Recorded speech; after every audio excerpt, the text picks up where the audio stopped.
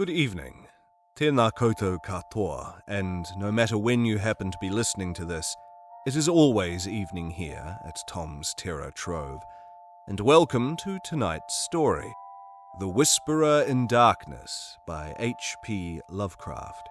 If you enjoy my rendition, please do like and subscribe and hang about after the tale is told for a brief discussion of the story and an update on where the podcast is headed as 2025 draws its dying breath.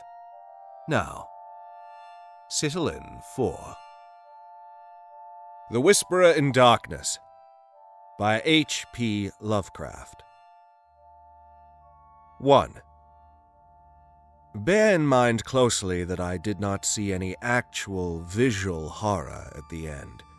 To say that a mental shock was the cause of what I inferred, that last straw which sent me racing out of the lonely Akely farmhouse and through the wild domed hills of Vermont in a commandeered motor at night, is to ignore the plainest facts of my final experience, notwithstanding the deep extent to which I shared the information and speculations of Henry Akely.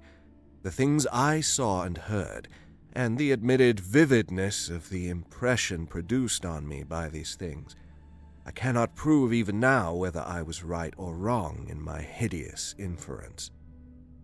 For after all, Akely's disappearance establishes nothing. People found nothing amiss in his house, despite the bullet marks on the outside and inside. It was just as though he had walked out casually for a ramble in the hills and failed to return. There was not even a sign that a guest had been there, or that those horrible cylinders and machines had been stored in the study. That he had mortally feared the crowded green hills and endless trickle of brooks among which he had been born and reared means nothing at all, either, for thousands are subject to just such morbid fears. Eccentricity, moreover, could easily account for his strange acts and apprehensions toward the last. The whole matter began, so far as I am concerned, with the historic and unprecedented Vermont Floods of November 3rd, 1927. I was then, as now, an instructor of literature at Miskatonic University in Arkham, Massachusetts, and an enthusiastic amateur student of New England folklore. Shortly after the flood, amidst the varied reports of hardship, suffering, and organized relief which filled the press, there appeared certain odd stories of things found floating in some of the swollen rivers, so that many of my friends embarked on curious discussions and appealed to me to shed what light I could on the subject. I felt flattered at having my folklore study taken so seriously, and did what I could to belittle the wild, vague tales which seemed so clearly an outgrowth of old rustic superstitions. It amused me to find several persons of education who insisted that some stratum of obscure, distorted fact might underlie the rumors. The tales thus brought to my notice came mostly through newspaper cuttings, though one yarn had an oral source and was repeated to a friend of mine in a letter from his mother in Hardwick, Vermont. The type of thing described was essentially the same in all cases, though there seemed to be 3 separate instances involved. One connected with the Winooski River near Montpelier, another attached to the West River in Windham County beyond Newfane, and a third centering on the Passumpsic in Caledonia County above Lyndonville. Of course, many of the stray items mentioned other instances, but on analysis they all seemed to boil down to these 3. In each case, country folk reported seeing one or more very bizarre and disturbing objects in the surging waters that poured down from the unfrequented hills, and there was a widespread tendency to connect these sights with a primitive, half-forgotten cycle of whispered legend which old people resurrected for the occasion. What people thought they saw were organic shapes, not quite like any they had ever seen before. Naturally, there were many human bodies washed along by the streams in that tragic period, but those who described these strange shapes felt quite sure they were not human, despite some superficial resemblances in size and general outline. Nor, said the witnesses, could they have been any kind of animal known to Vermont. They were pinkish things about 5 feet long, with crustaceous bodies bearing vast pairs of dorsal fins or membranous wings and several sets of articulated limbs, and with a sort of convoluted ellipsoid covered with multitudes of very short antennae, where a head would ordinarily be. It was really remarkable how closely the reports from different sources tended to coincide, though the wonder was lessened by the fact that the old legends, shared at one time throughout the hill country, furnished a morbidly vivid picture which might well have colored the imaginations of all the witnesses concerned. It was my conclusion that such witnesses, in every case naive and simple backwoods folk, had glimpsed the battered and bloated bodies of human beings or farm animals in the whirling currents, and had allowed the half-remembered folklore to invest these pitiful objects with fantastic attributes. The ancient folklore, while cloudy, evasive, and largely forgotten by the present generation, was of a highly singular character, and obviously reflected the influence of still earlier Indian tales. I knew it well, though I had never been in Vermont, through the exceedingly rare monograph of Eli Davenport, which embraces material orally obtained prior to 1839 among the oldest people of the state. This material, moreover, closely coincided with tales which I had personally heard from elderly rustics in the mountains of New Hampshire. Briefly summarized, it hinted at a hidden race of monstrous beings which lurked somewhere among the remoter hills, in the deep woods of the highest peaks, and the dark valleys where streams trickle from unknown sources. These beings were seldom glimpsed, but evidences of their presence were reported by those who had ventured farther than usual up the slopes of certain mountains or into certain deep, steep-sided gorges that even the wolves shunned. There were queer footprints or claw prints in the mud of brook margins and barren patches, and curious circles of stones, with the grass around them worn away, which did not seem to have been placed or entirely shaped by nature. There were, too, certain caves of problematical depth in the sides of the hills, with mouths closed by boulders in a manner scarcely accidental, and with more than an average quota of the queer prints leading both toward and away from them, if indeed the direction of these prints could be justly estimated. And worst of all, there were the things which adventurous people had seen very rarely in the twilight of the remotest valleys and the dense, perpendicular woods above the limits of normal hill climbing. It would have been less uncomfortable if the stray accounts of these things had not agreed so well. As it was, nearly all the rumors had several points in common, averring that the creatures were a sort of huge, light red crab with many pairs of legs and with 2 great, bat-like wings in the middle of the back. They sometimes walked on all their legs, and sometimes on the hindmost pair only, using the others to convey large objects of indeterminate nature. On one occasion they were spied in considerable numbers, a detachment of them wading along a shallow woodland watercourse 3 abreast in evidently disciplined formation. Once a specimen was seen flying, launching itself from the top of a bald, lonely hill at night, and vanishing in the sky after its great, flapping wings had been silhouetted an instant against the full moon. These things seemed content, on the whole, to let mankind alone, though they were at times held responsible for the disappearance of venturesome individuals, especially persons who built houses too close to certain valleys or too high up on certain mountains. Many localities came to be known as inadvisable to settle in, the feeling persisting long after the cause was forgotten. People would look up at some of the neighboring mountain precipices with a shudder, even when not recalling how many settlers had been lost, and how many farmhouses burnt to ashes on the lower slopes of those grim, green sentinels. But while according to the earliest legends the creatures would appear to have harmed only those trespassing on their privacy, there were later accounts of their curiosity respecting men, and of their attempts to establish secret outposts in the human world. There were tales of the queer claw prints seen around farmhouse windows in the morning, and of occasional disappearances in regions outside the obviously haunted areas. Tales, besides, of buzzing voices in imitation of human speech, which made surprising offers to lone travelers on roads and cart paths in the deep woods, and of children frightened out of their wits by things seen or heard where the primal forest pressed close upon their dooryards.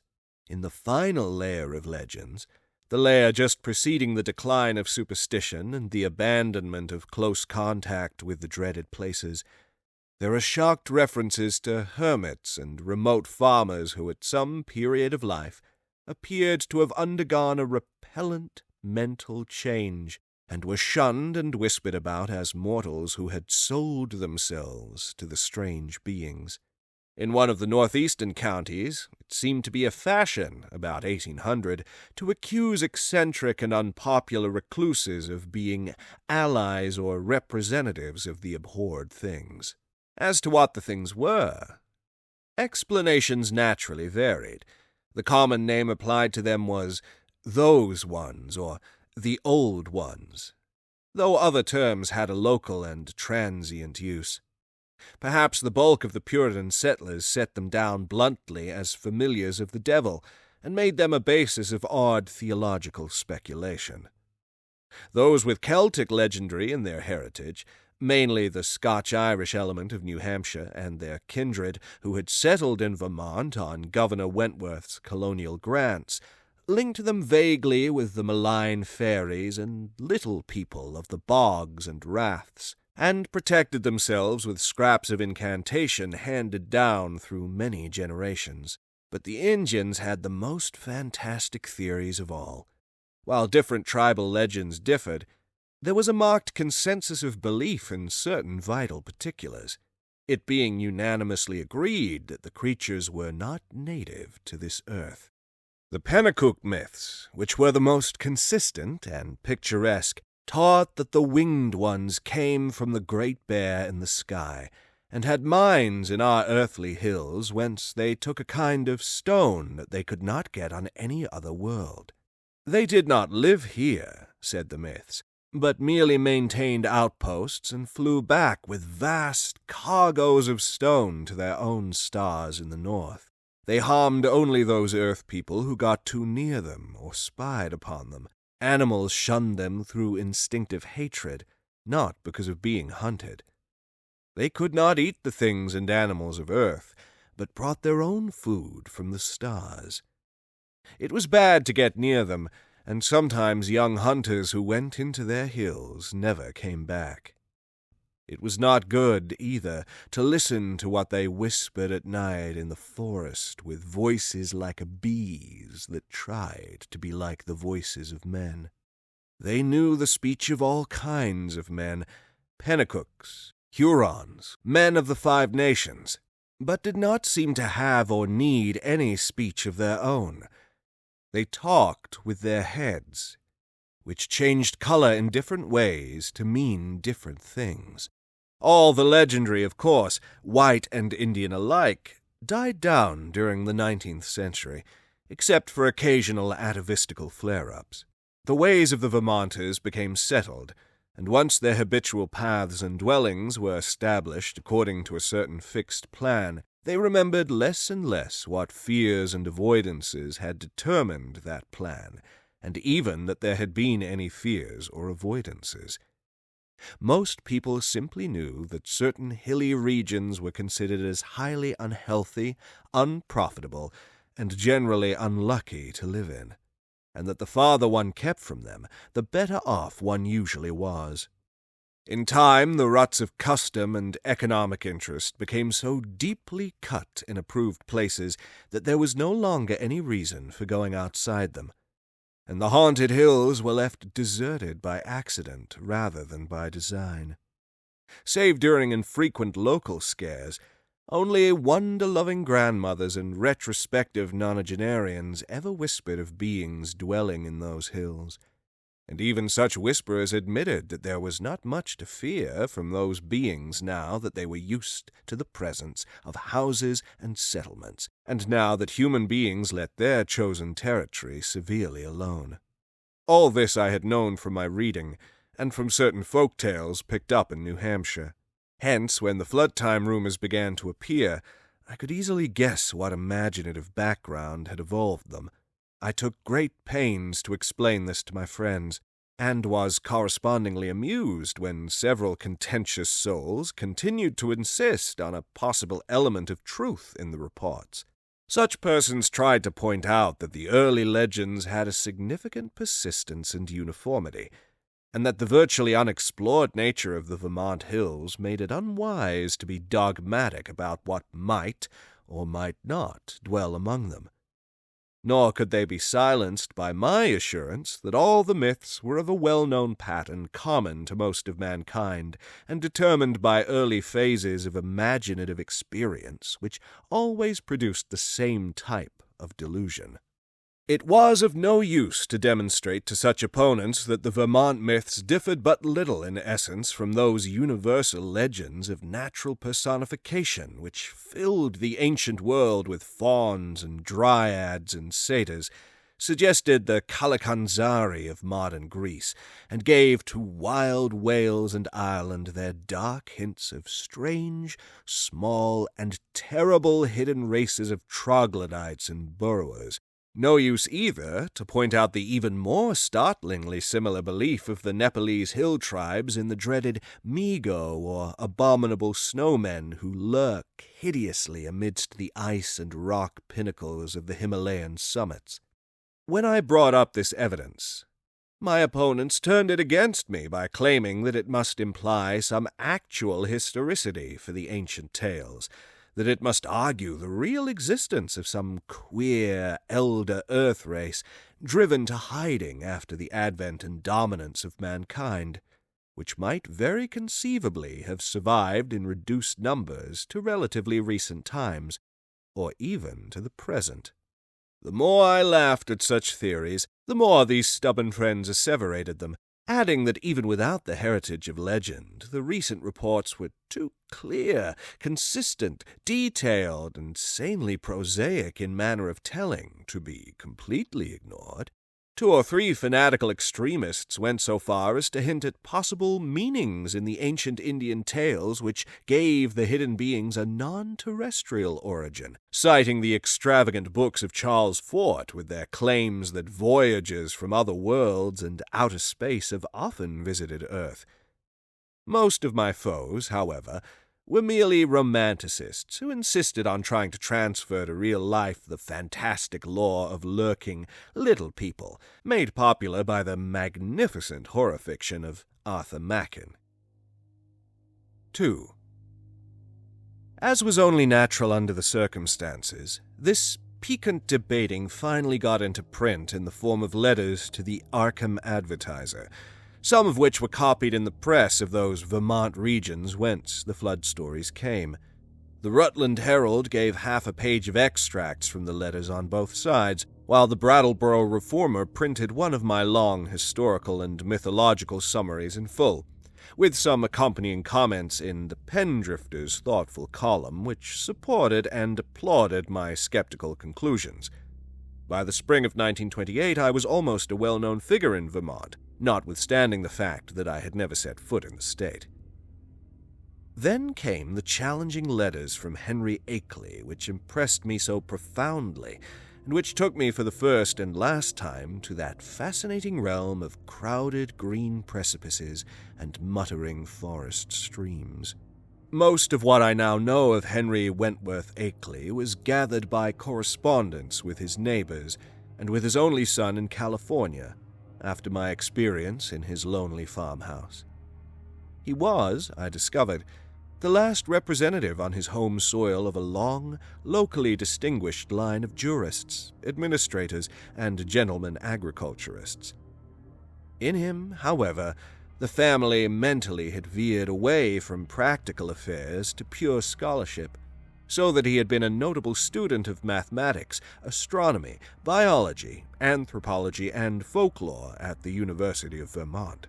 I had never previously heard of him, and he did not give many autobiographical details in his communications, but from the first I saw he was a man of character, education, and intelligence, albeit a recluse with very little worldly sophistication.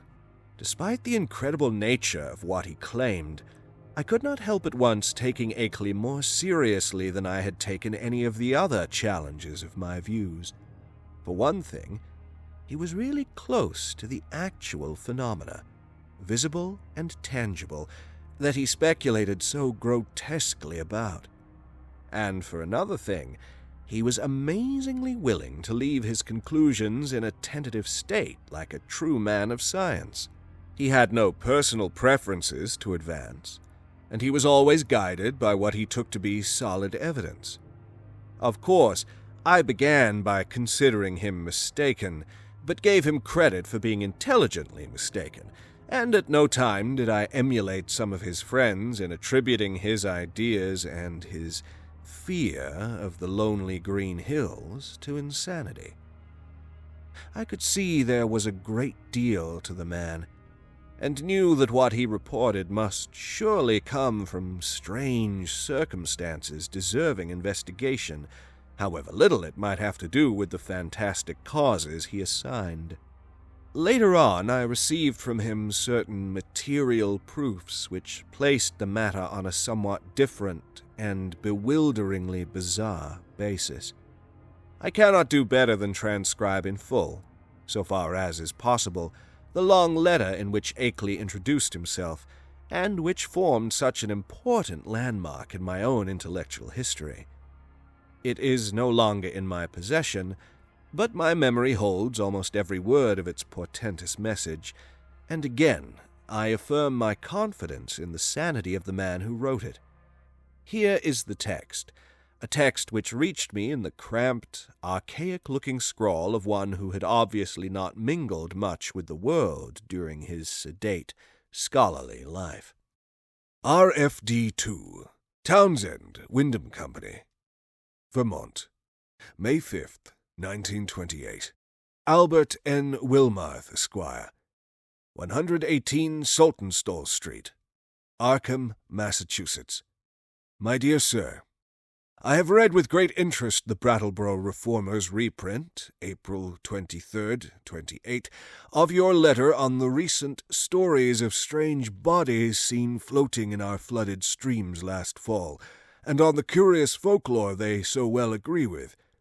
It is easy to see why an outlander would take the position you take, and even why Pendrifter agrees with you. That is the attitude generally taken by educated persons both in and out of Vermont, and was my own attitude as a young man.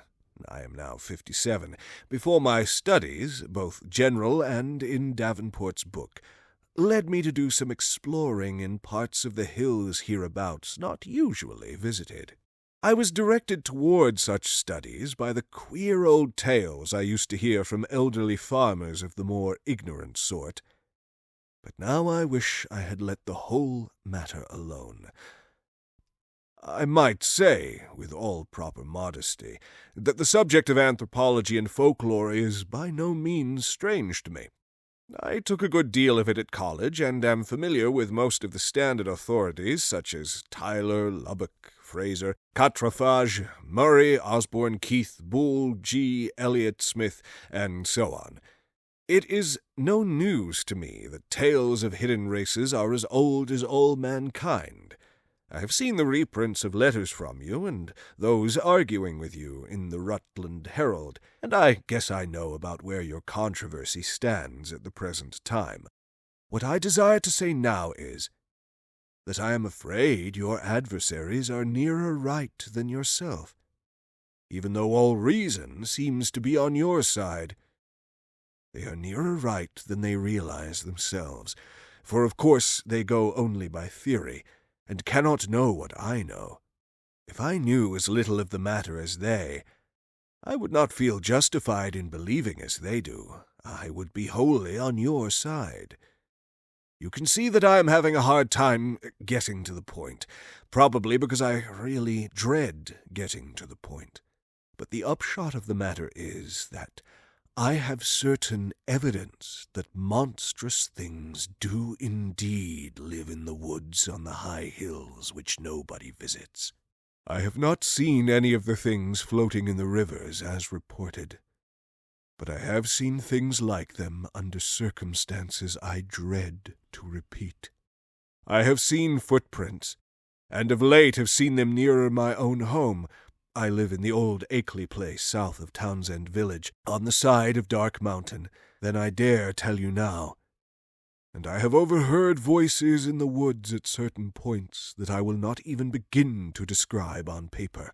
At one place I heard them so much that I took a phonograph there, with a dictaphone attachment and wax blank, and I shall try to arrange to have you hear the record I got. I have run it on the machine for some of the old people up here, and one of the voices had nearly scared them paralyzed by reason of its likeness to a certain voice, that buzzing voice in the woods which Davenport mentions, that their grandmothers have told about and mimicked for them. I know what most people think of a man who tells about hearing voices, but before you draw conclusions, just listen to this record, and ask some of the older backwoods people what they think of it. If you can account for it normally, very well. But there must be something behind it. Ex nihilo nihil fit, you know. Now, my object in writing to you is not to start an argument, but to give you information which I think a man of your tastes will find deeply interesting. This is private.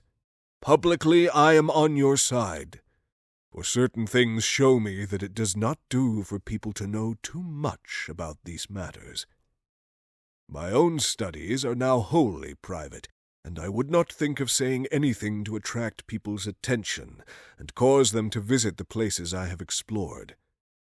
It is true, terribly true, that there are non-human creatures watching us all the time, with spies among us gathering information.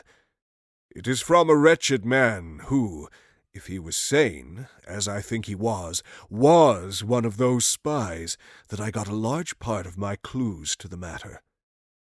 He later killed himself, but I have reason to think there are others now.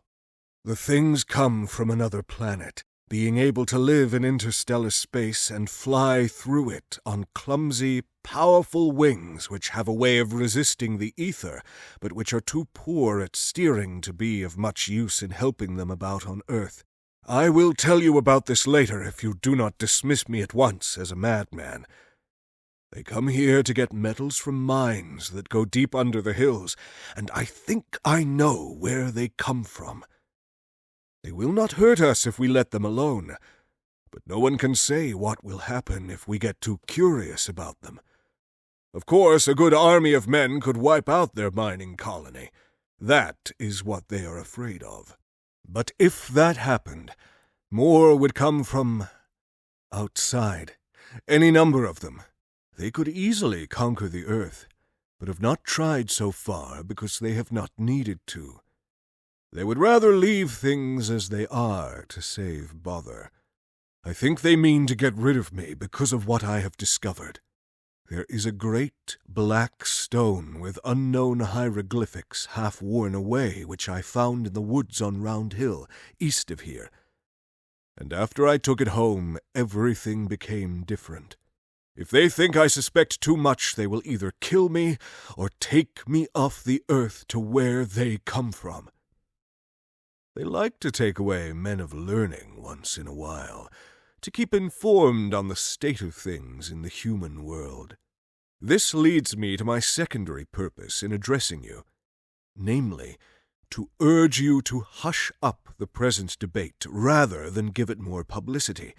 People must be kept away from these hills, and in order to effect this, their curiosity ought not to be aroused any further. Heaven knows there is peril enough anyway, with promoters and real estate men flooding Vermont with herds of summer people to overrun the wild places and cover the hills with cheap bungalows. I shall welcome further communication with you, and shall try to send you that phonograph record and black stone, which is so worn that photographs don't show much, by express if you are willing. I say try, because I think those creatures have a way of tampering with things around here. There is a sullen, furtive fellow named Brown on a farm near the village, who I think is their spy. Little by little they are trying to cut me off from our world because I know too much about their world. They have the most amazing way of finding out what I do. You may not even get this letter. I think I shall have to leave this part of the country and go to live with my son in San Diego, California, if things get any worse. But it is not easy to give up the place you were born in, and where your family has lived for 6 generations. Also, I would hardly dare sell this house to anybody now that the creatures have taken notice of it. They seem to be trying to get the black stone back and destroy the phonograph record, but I shall not let them if I can help it. My great police dogs always hold them back, for there are very few here as yet, and they are clumsy in getting about. As I have said, their wings are not much use for short flights on Earth. I am on the very brink of deciphering that stone, in a very terrible way, and with your knowledge of folklore you may be able to supply missing links enough to help me. I suppose you know all about the fearful myths antedating the coming of man to the earth, the Yog-Sothoth and Cthulhu cycles, which are hinted at in the Necronomicon. I had access to a copy of that once, and hear that you have one in your college library under lock and key. To conclude, Mr. Wilmarth, I think that with our respective studies we can be very useful to each other. I don't wish to put you in any peril, and suppose I ought to warn you that possession of the stone and the record won't be very safe, but I think you will find any risks worth running for the sake of knowledge. I will drive down to Newfane or Brattleboro to send whatever you authorize me to send, for the express offices there are more to be trusted. I might say that I live quite alone now, since I can't keep hired help any more. They won't stay because of the things that try to get near the house at night, and that keep the dogs barking continually. I am glad I didn't get as deep as this into the business while my wife was alive, for it would have driven her mad. Hoping that I am not bothering you unduly, and that you will decide to get in touch with me, rather than throw this letter into the wastebasket as a madman's raving, I am, yours very truly, Henry W. Akely. P.S. I am making some extra prints of certain photographs taken by me, which I think will help to prove a number of the points I have touched on. The old people think they are monstrously true. I shall send you these very soon if you are interested. H.W.A. It would be difficult to describe my sentiments upon reading this strange document for the first time. By all ordinary rules, I ought to have laughed more loudly at these extravagances than at the far milder theories which had previously moved me to mirth. Yet something in the tone of the letter made me take it with paradoxical seriousness. Not that I believed for a moment in the hidden race from the stars which my correspondent spoke of, but that, after some grave preliminary doubts, I grew to feel oddly sure of his sanity and sincerity, and of his confrontation by some genuine, though singular and abnormal phenomenon, which he could not explain except in this imaginative way. It could not be as he thought it, I reflected, yet, on the other hand, it could not be otherwise than worthy of investigation. The man seemed unduly excited and alarmed about something, but it was hard to think that all cause was lacking. He was so specific and logical in certain ways, and after all, his yarn did fit in so perplexingly well with some of the old myths, even the wildest Indian legends. That he had overheard disturbing voices in the hills, and had really found the black stone he spoke about, was wholly possible despite the crazy inferences he had made. Inferences probably suggested by the man who claimed to be a spy of the outer beings, and had later killed himself. It was easy to deduce that this man must have been wholly insane, but that he probably had a streak of perverse outward logic which made the naive Akely, already prepared for such things by his folklore studies, believe his tale. As for the latest developments, it appeared from his inability to keep hired help that Akely's humbler rustic neighbors were as convinced as he was that his house was besieged by uncanny things at night. The dogs really barked, too. And then the matter of that phonograph record, which I could not but believe he had obtained in the way he said. It must mean something, whether animal noises deceptively like human speech, or the speech of some hidden, night-haunting human being decayed to a state not much above that of a lower animal's. From this my thoughts went back to the black hieroglyphed stone, and to speculations upon what it might mean. Then, too, what of the photographs which Akely said he was about to send, and which the old people had found so convincingly terrible? As I reread the cramped handwriting, I felt as never before that my credulous opponents might have more on their side than I had conceded. After all, there might be some queer and perhaps hereditarily misshapen outcasts in those shunned hills, even though no such race of star-born monsters as folklore claimed. And if there were, then the presence of strange bodies in the flooded streams would not be wholly beyond belief. Was it too presumptuous to suppose that both the old legends and the recent reports had this much of reality behind them? But even as I harbored these doubts, I felt ashamed that so fantastic a piece of bizarrerie as Henry Akely's wild letter had brought them up. In the end, I answered Akely's letter, adopting a tone of friendly interest and soliciting further particulars. His reply came almost by return mail, and contained, true to promise, a number of Kodak views of scenes and objects illustrating what he had to tell. Glancing at these pictures as I took them from the envelope, I felt a curious sense of fright and nearness to forbidden things.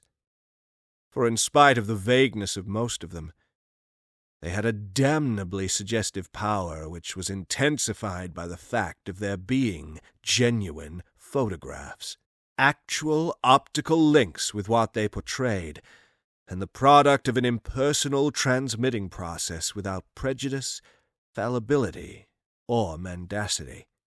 The more I looked at them, the more I saw that my serious estimate of Akely and his story had not been unjustified. Certainly, these pictures carried conclusive evidence of something in the Vermont hills which was at least vastly outside the radius of our common knowledge and belief. The worst thing of all was the footprint. A view taken where the sun shone on a mud patch somewhere in a deserted upland. This was no cheaply counterfeit thing. I could see at a glance, for the sharply defined pebbles and grass blades in the field of vision gave a clear index of scale and left no possibility of a tricky double exposure. I have called the thing a footprint, but claw print would be a better term. Even now I can scarcely describe it, save to say that it was hideously crab-like, and that there seemed to be some ambiguity about its direction. It was not a very deep or fresh print, but seemed to be about the size of an average man's foot. From a central pad, pairs of saw-toothed nippers projected in opposite directions, quite baffling as to function, if indeed the whole object were exclusively an organ of locomotion. Another photograph, evidently a time exposure taken in deep shadow, was of the mouth of a woodland cave, with a boulder of rounded regularity choking the aperture. On the bare ground in front of it one could just discern a dense network of curious tracks, and when I studied the picture with a magnifier I felt uneasily sure that the tracks were like the one in the other view. A third picture showed a druid-like circle of standing stones on the summit of a wild hill. Around the cryptic circle the grass was very much beaten down and worn away, though I could not detect any footprints even with the glass. The extreme remoteness of the place was apparent from the veritable sea of tenantless mountains which formed the background and stretched away toward a misty horizon. But if the most disturbing of all the views was that of the footprint, the most curiously suggestive was that of the great black stone found in the Round Hill woods. Akely had photographed it on what was evidently his study table, for I could see rows of books and a bust of Milton in the background. The thing, as nearly as one might guess, had faced the camera vertically with a somewhat irregularly curved surface of 1 by 2 feet. But to say anything definite about that surface, or about the general shape of the whole mass, almost defies the power of language. What outlandish geometrical principles had guided its cutting, for artificially cut it surely was, I could not even begin to guess, and never before had I seen anything which struck me as so strangely and unmistakably alien to this world. Of the hieroglyphs on the surface I could discern very few, but 1 or 2 that I did see gave me rather a shock. Of course they might be fraudulent, for others beside myself had read the monstrous and abhorred Necronomicon of the mad Arab Abdul al-Khazred, but it nevertheless made me shiver to recognize certain ideographs which study had taught me to link with the most blood-curdling and blasphemous whispers of things that had had a kind of mad half-existence before the earth and the other inner worlds of the solar system were made. Of the 5 remaining pictures, 3 were of swamp and hill scenes which seemed to bear traces of hidden and unwholesome tenancy. Another was of a queer mark in the ground very near Akely's house, which he said he had photographed the morning after a night on which the dogs had barked more violently than usual. It was very blurred, and one could really draw no certain conclusions from it. But it did seem fiendishly like that other mark or claw print photographed on the deserted upland. The final picture was of the Akely place itself, a trim white house of 2 stories and attic, about 1.25 centuries old, and with well-kept lawn and stone-bordered path leading up to a tastefully carved Georgian doorway. There were several huge police dogs on the lawn, squatting near a pleasant-faced man with a close-cropped grey beard whom I took to be Akely himself, his own photographer, one might infer from the tube-connected bulb in his right hand. From the pictures I turned to the bulky, closely written letter itself, and for the next 3 hours was immersed in a gulf of unutterable horror, where Akely had given only outlines before.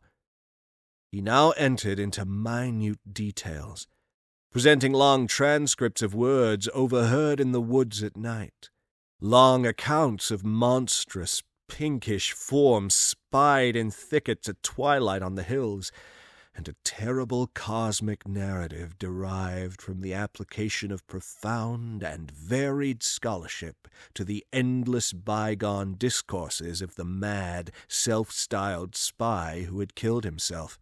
I found myself faced by names and terms that I had heard elsewhere in the most hideous of connections.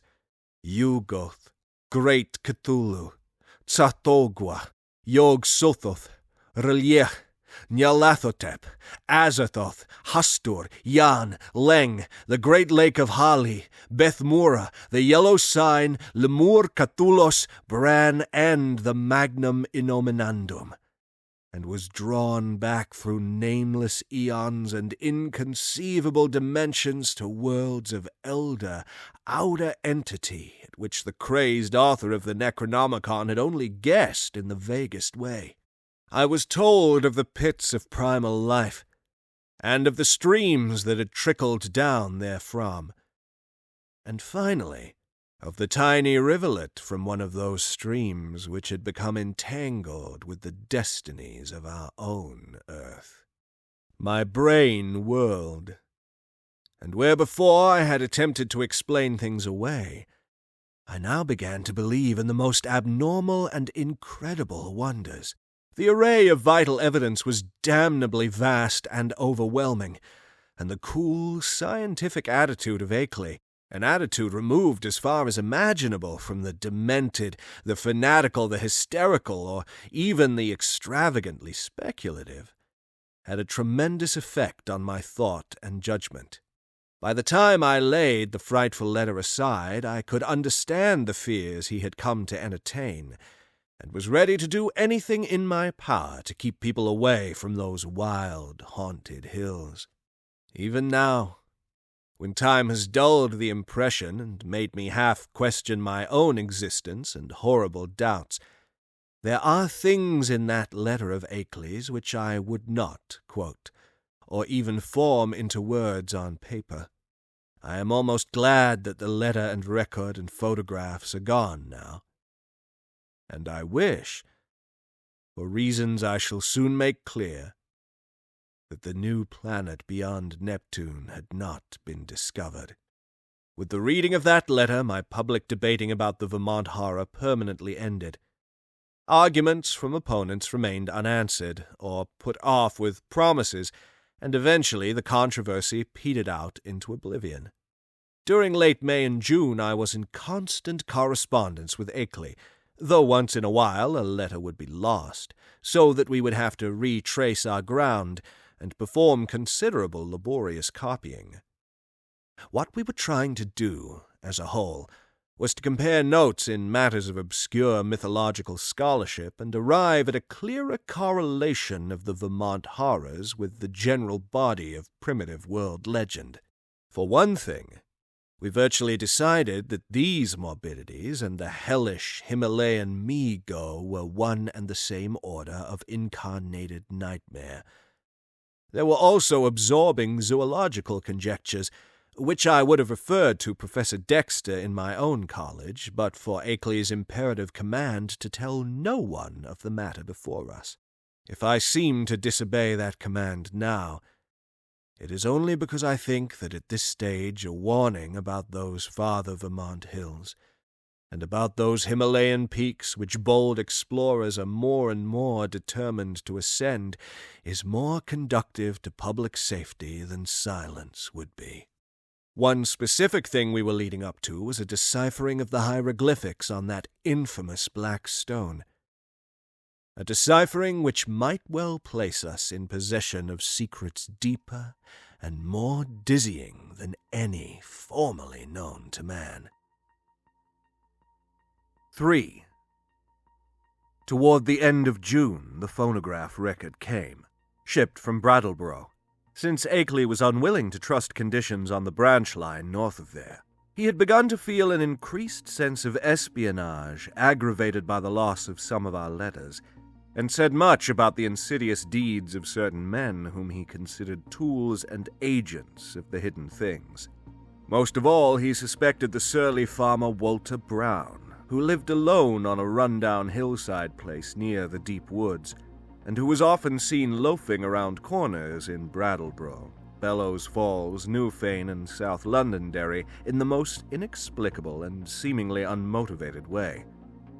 Brown's voice, he felt convinced, was one of those he had overheard on a certain occasion in a very terrible conversation, and he had once found a footprint or claw print near Brown's house which might possess the most ominous significance. It had been curiously near some of Brown's own footprints that faced toward it. So the record was shipped from Brattleboro, whither Akely drove in his Ford car along the lonely Vermont back roads. He confessed on an accompanying note that he was beginning to be afraid of those roads, and that he would not even go into Townsend for supplies now, except in broad daylight. It did not pay, he repeated again and again, to know too much unless one were very remote from those silent and problematical hills. He would be going to California pretty soon to live with his son, though it was hard to leave a place where all one's memories and ancestral feelings centered. Before trying the record on the commercial machine, which I borrowed from the college administration building, I carefully went over all the explanatory matter in Akely's various letters. This record, he had said, was obtained about 1 a.m. on the 1st of May, 1915, near the closed mouth of a cave where the wooded west slope of Dark Mountain rises out of Lee's Swamp. The place had always been unusually plagued with strange voices, this being the reason he had brought the phonograph, dictaphone, and blank in expectation of results. Former experience had told him that May Eve, the hideous Sabbat night of underground European legend, would probably be more fruitful than any other date, and he was not disappointed. It was noteworthy, though, that he never again heard voices at that particular spot. Unlike most of the overheard forest voices, the substance of the record was quasi-ritualistic, and included one palpably human voice which Akely had never been able to place. It was not Brown's, but seemed to be that of a man of greater cultivation.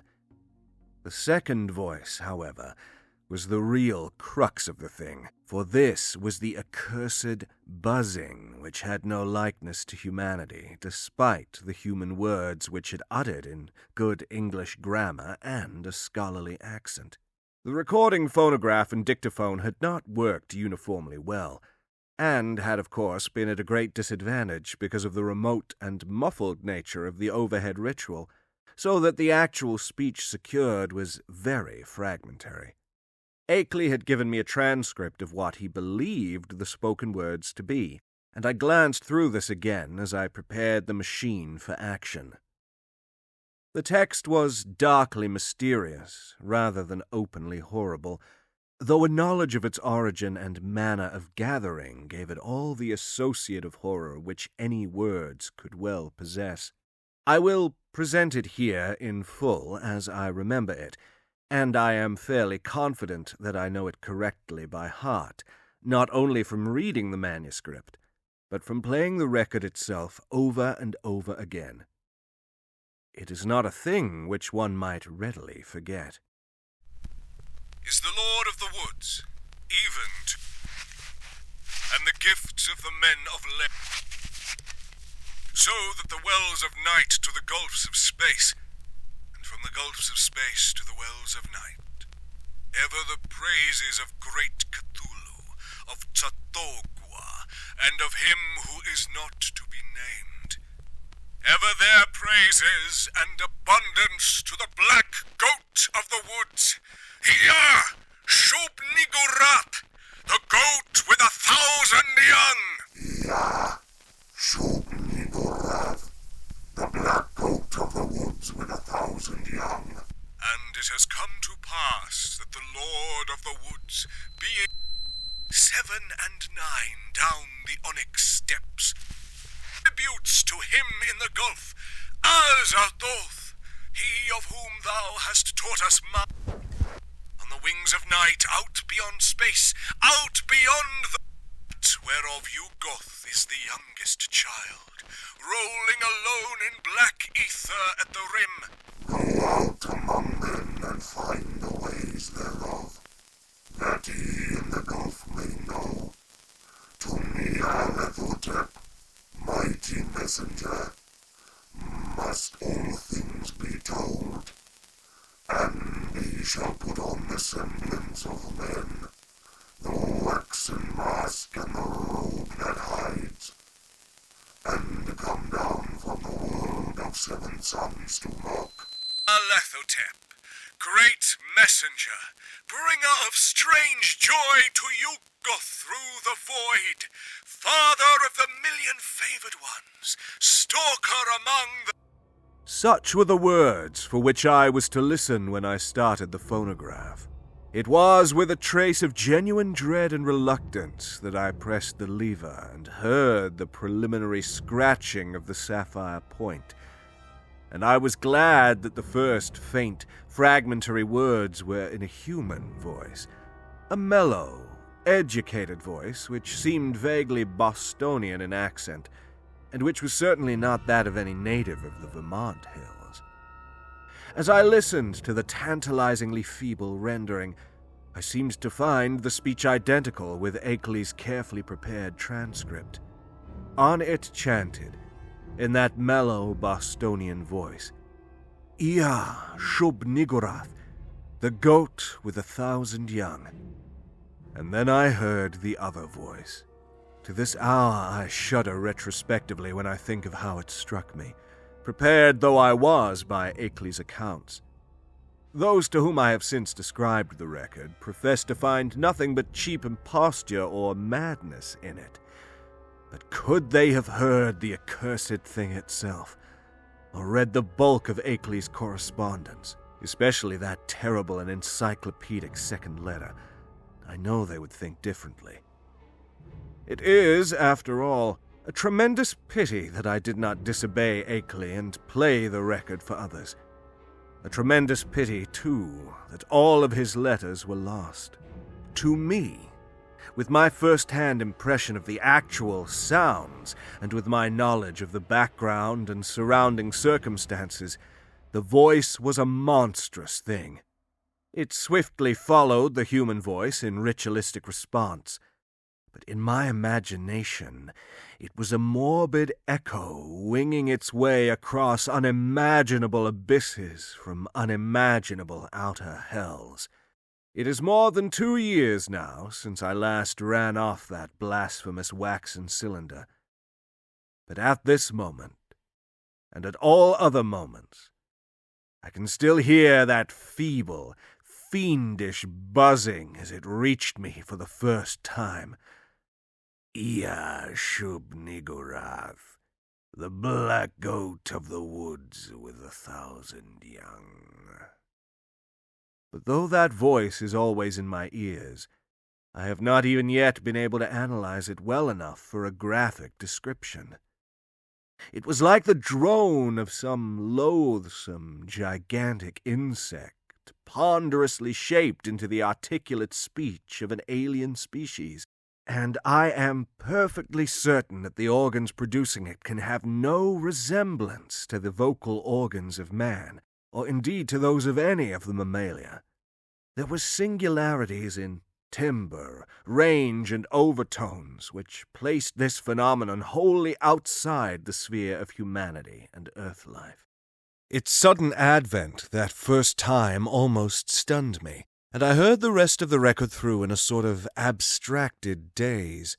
When the longer passage of buzzing came, there was a sharp intensification of that feeling of blasphemous infinity which had struck me during the shorter and earlier passage. At last the record ended abruptly, during an unusually clear speech of the human and Bostonian voice. But I sat stupidly, staring long after the machine had automatically stopped. I hardly need to say that I gave that shocking record many another playing, and that I made exhaustive attempts at analysis and comment in comparing notes with Akely.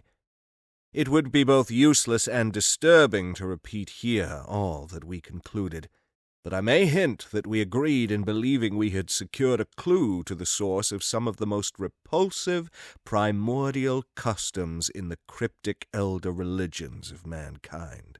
It seemed plain to us, also, that there were ancient and elaborate alliances between the hidden outer creatures and certain members of the human race. How extensive these alliances were, and how their state today might compare with their state in earlier ages, we had no means of guessing.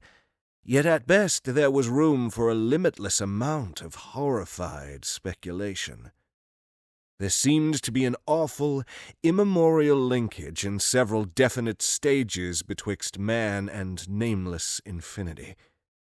The blasphemies which appeared on earth it was hinted, came from the dark planet Yugoth, at the rim of the solar system, but this was itself merely the populous outpost of a frightful interstellar race whose ultimate source must lie far outside even the Einsteinian space-time continuum or greatest known cosmos.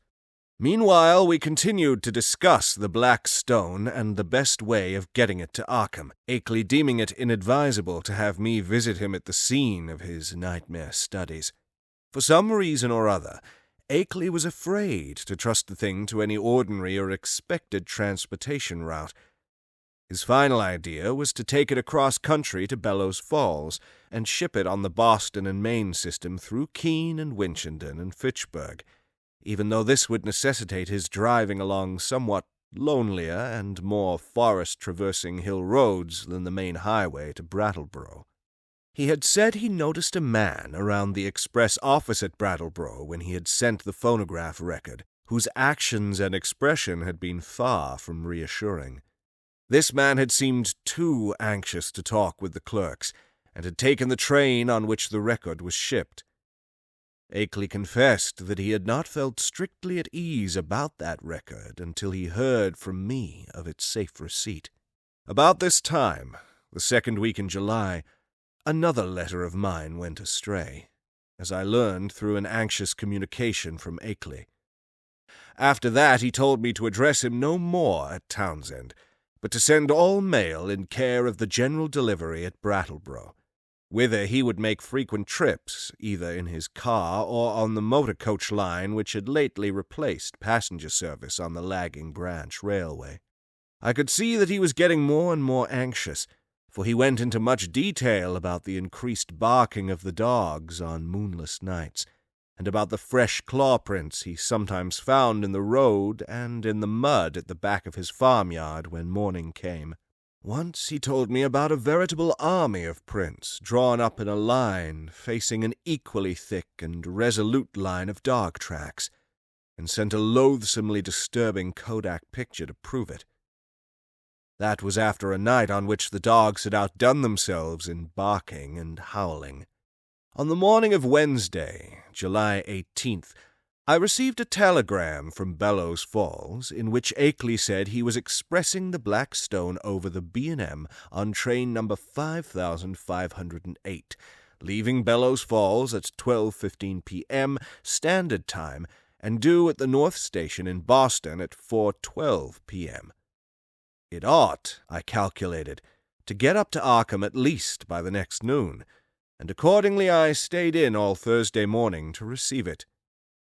But noon came and went without its advent, and when I telephoned down to the express office, I was informed that no shipment for me had arrived.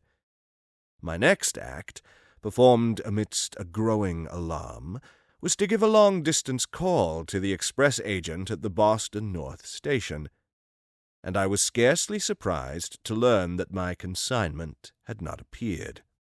Train number 5508 had pulled in only 35 minutes late on the day before, but it contained no box addressed to me. The agent promised, however, to institute a searching inquiry, and I ended the day by sending Akely a nighttime letter outlining the situation.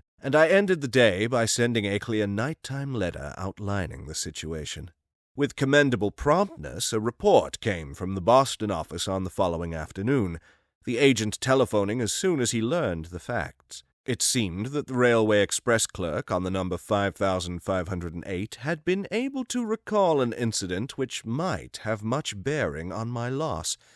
An argument with a very curious-voiced man, lean, sandy, and rustic-looking, when the train was waiting at Keene, N.H., shortly after 1 o'clock Standard Time.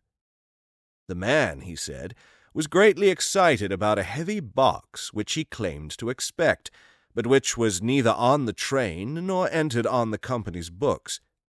He had given the name of Stanley Adams, and had had such a queerly thick, droning voice that it made the clerk abnormally dizzy and sleepy to listen to him. The clerk could not remember quite how the conversation had ended, but recalled starting into a fuller awakeness when the train began to move.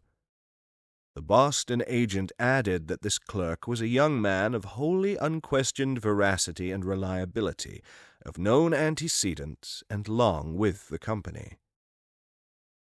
That evening I went to Boston to interview the clerk in person, having obtained his name and address from the office. He was a frank, prepossessing fellow, but I saw that he could add nothing to his original account. Oddly, he was scarcely sure that he could even recognize the strange inquirer again. Realizing that he had no more to tell, I returned to Arkham and sat up till morning writing letters to Akely, to the express company, and to the police department and station agent in Keene. I felt that the strange-voiced man who had so queerly affected the clerk must have a pivotal place in the ominous business, and hoped that Keene station employees and telegraph office records might tell something about him, and about how he happened to make his inquiry, when and where he did.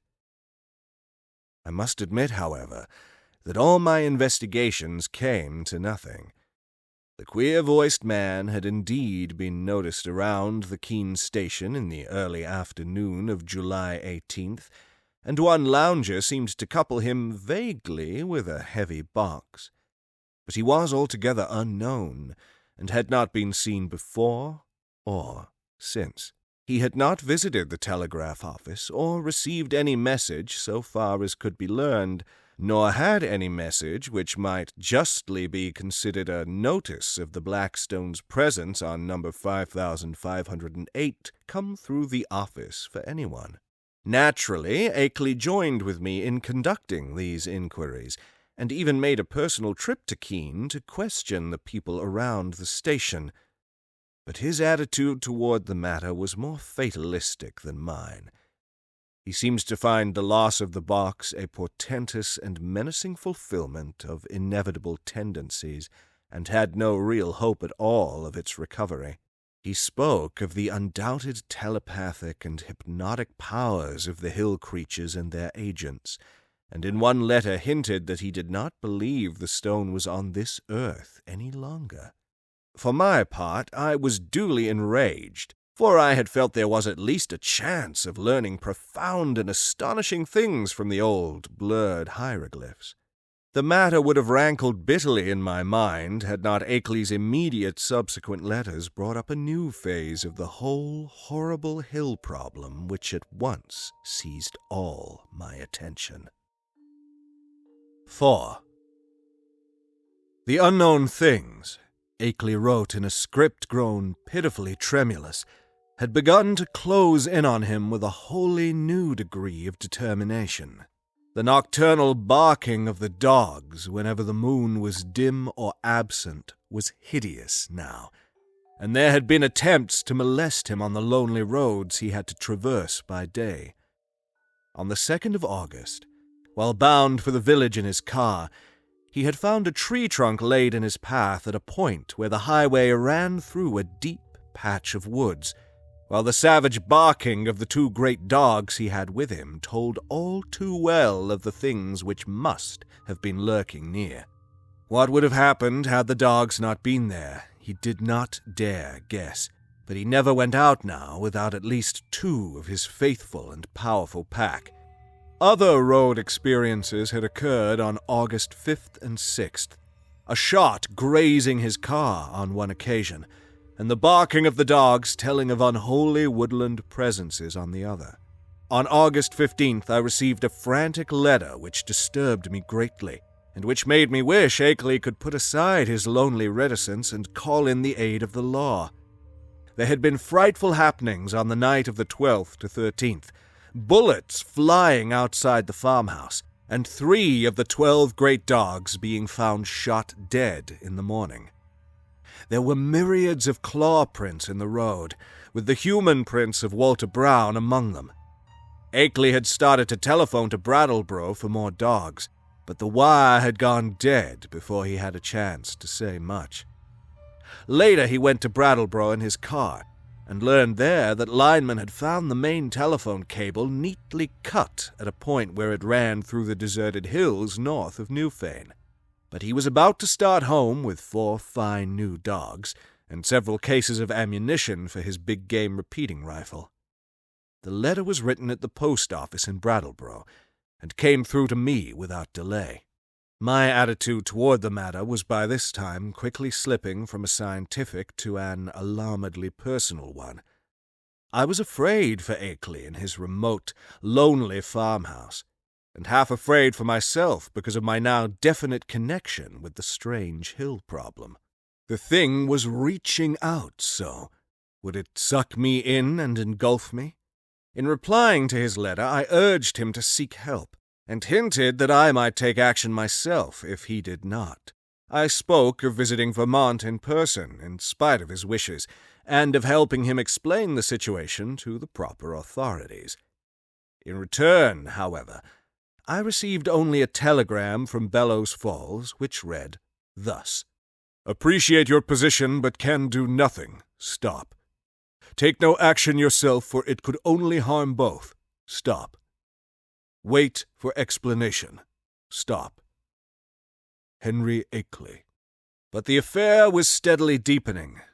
Upon my replying to the telegram, I received a shaky note from Akely with the astonishing news that he had not only never sent the wire, but had not received the letter from me to which it was an obvious reply. Hasty inquiries by him at Bellows Falls had brought out that the message was deposited by a strange, sandy-haired man with a curiously thick, droning voice, though more than this he could not learn. The clerk showed him the original text as scrawled in pencil by the sender, but the handwriting was wholly unfamiliar. It was noticeable that the signature was misspelled, Akely, without the second E. Certain conjectures were inevitable, but amidst the curious crisis he did not stop to elaborate upon them. He spoke of the death of more dogs and the purchase of still others, and of the exchange of gunfire which had become a settled feature each moonless night. Brown's prints and the prints of at least 1 or 2 more shod human figures were now found regularly among the claw prints in the road and at the back of the farmyard. It was, Akely admitted, a pretty bad business, and before long he would probably have to go to live with his California son, whether or not he could sell the old place. But it was not easy to leave the only spot one could really think of as home. He must try to hang on a little longer. Perhaps he could scare off the intruders, especially if he openly gave up all further attempts to penetrate their secrets. Writing Akely at once, I renewed my offers of aid, and spoke again of visiting him and helping him convince the authorities of his dire peril. In his reply he seemed less set against that plan than his past attitude would have led one to predict, but said he would like to hold off a little while longer, long enough to get his things in order and reconcile himself to the idea of leaving an almost morbidly cherished birthplace. People looked askance at his studies and speculations, and it would be better to get quietly off without setting the countryside in a turmoil and creating widespread doubts of his own sanity. He had had enough, he admitted, but he wanted to make a dignified exit if he could. This letter reached me on the 28th of August, and I prepared and mailed as encouraging a reply as I could. Apparently the encouragement had effect, for Akely had fewer terrors to report when he acknowledged my note.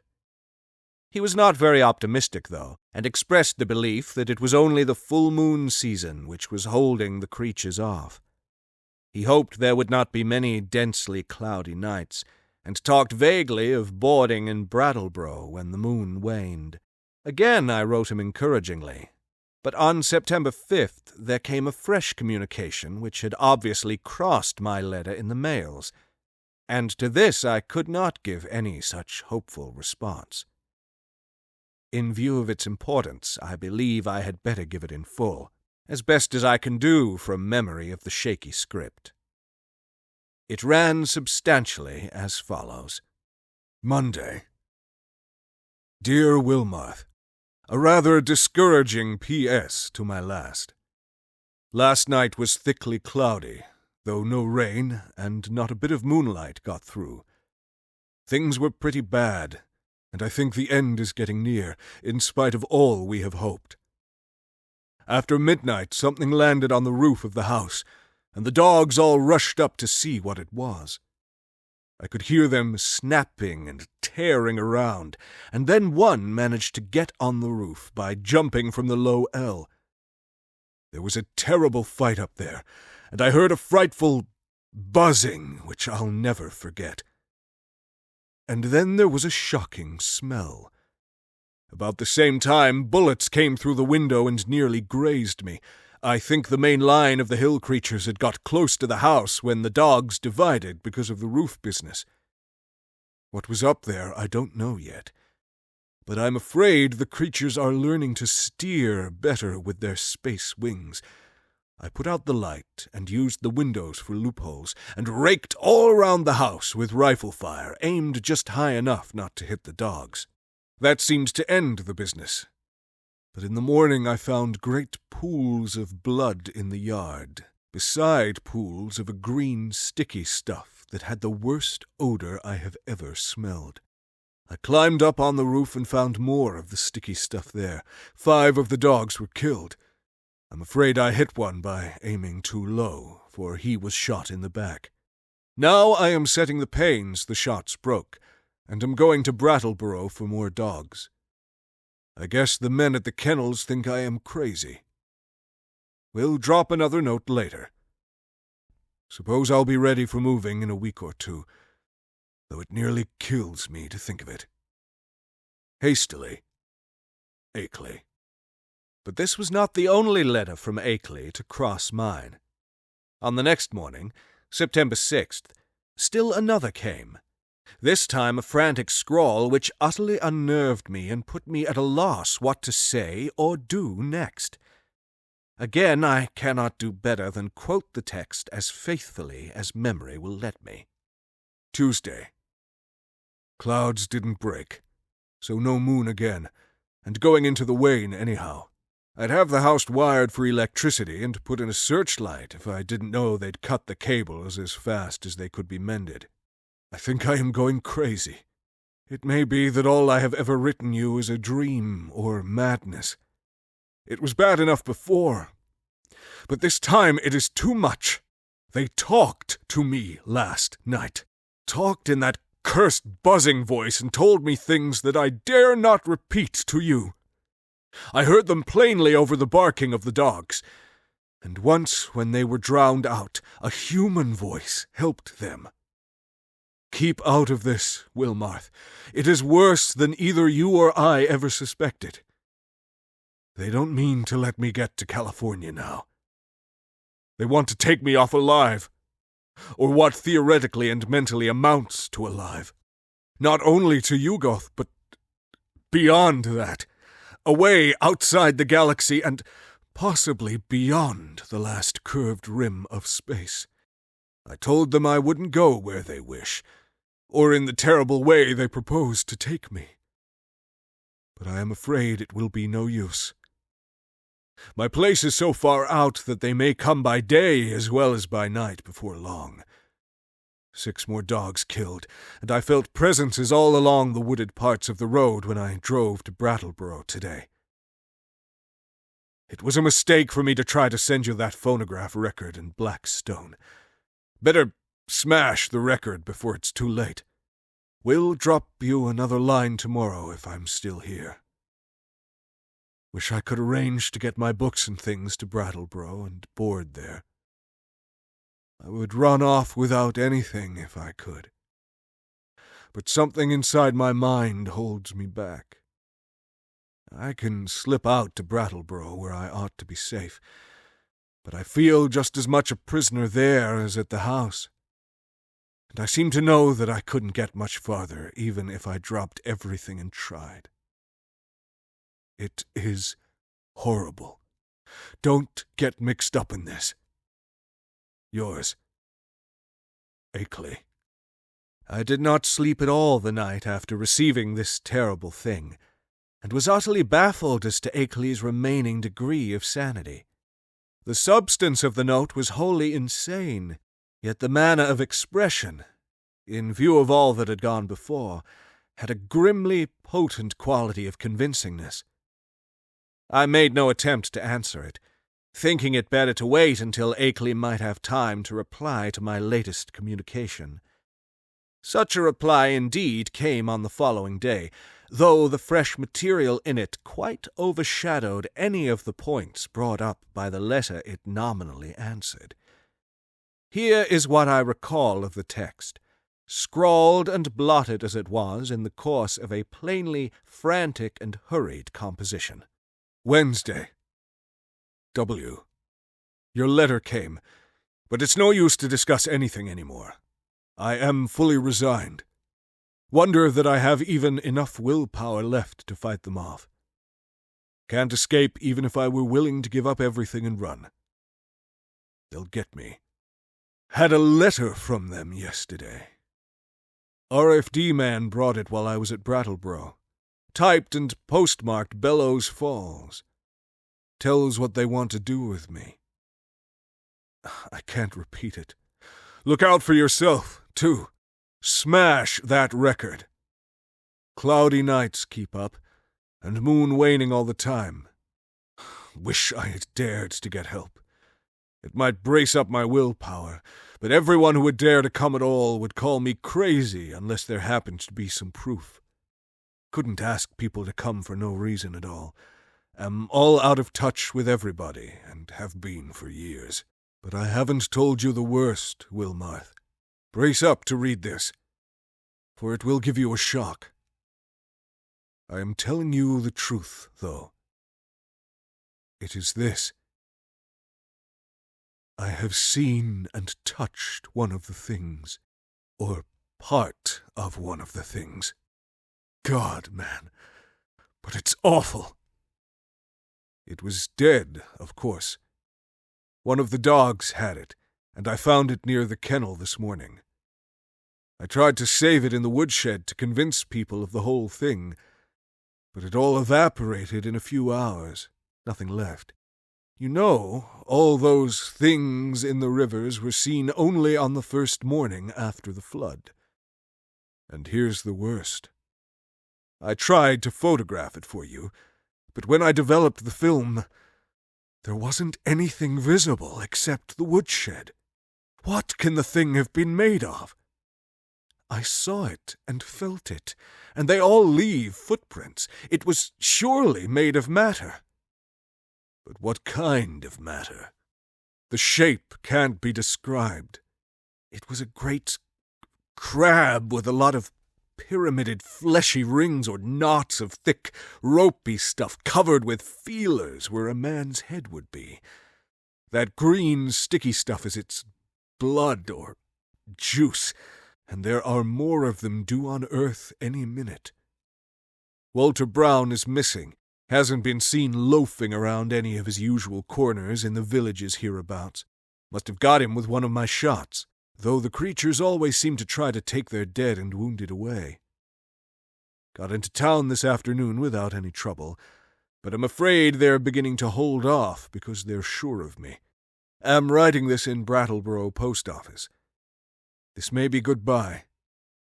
If it is, write my son, George Goodenough Akely, 176 Pleasant Street, San Diego, California. But don't come up here. Write the boy if you don't hear from me in a week. And watch the papers for news. I'm going to play my last 2 cards now, if I have the willpower left. First, to try poison gas on the things. I've got the right chemicals and have fixed up masks for myself and the dogs. And then, if that doesn't work, tell the sheriff. They can lock me in a madhouse if they want to. It'll be better than what the other creatures would do. Perhaps I can get them to pay attention to the prints around the house. They are faint, but I can find them every morning. Suppose, though, police would say I faked them somehow, for they all think I'm a queer character.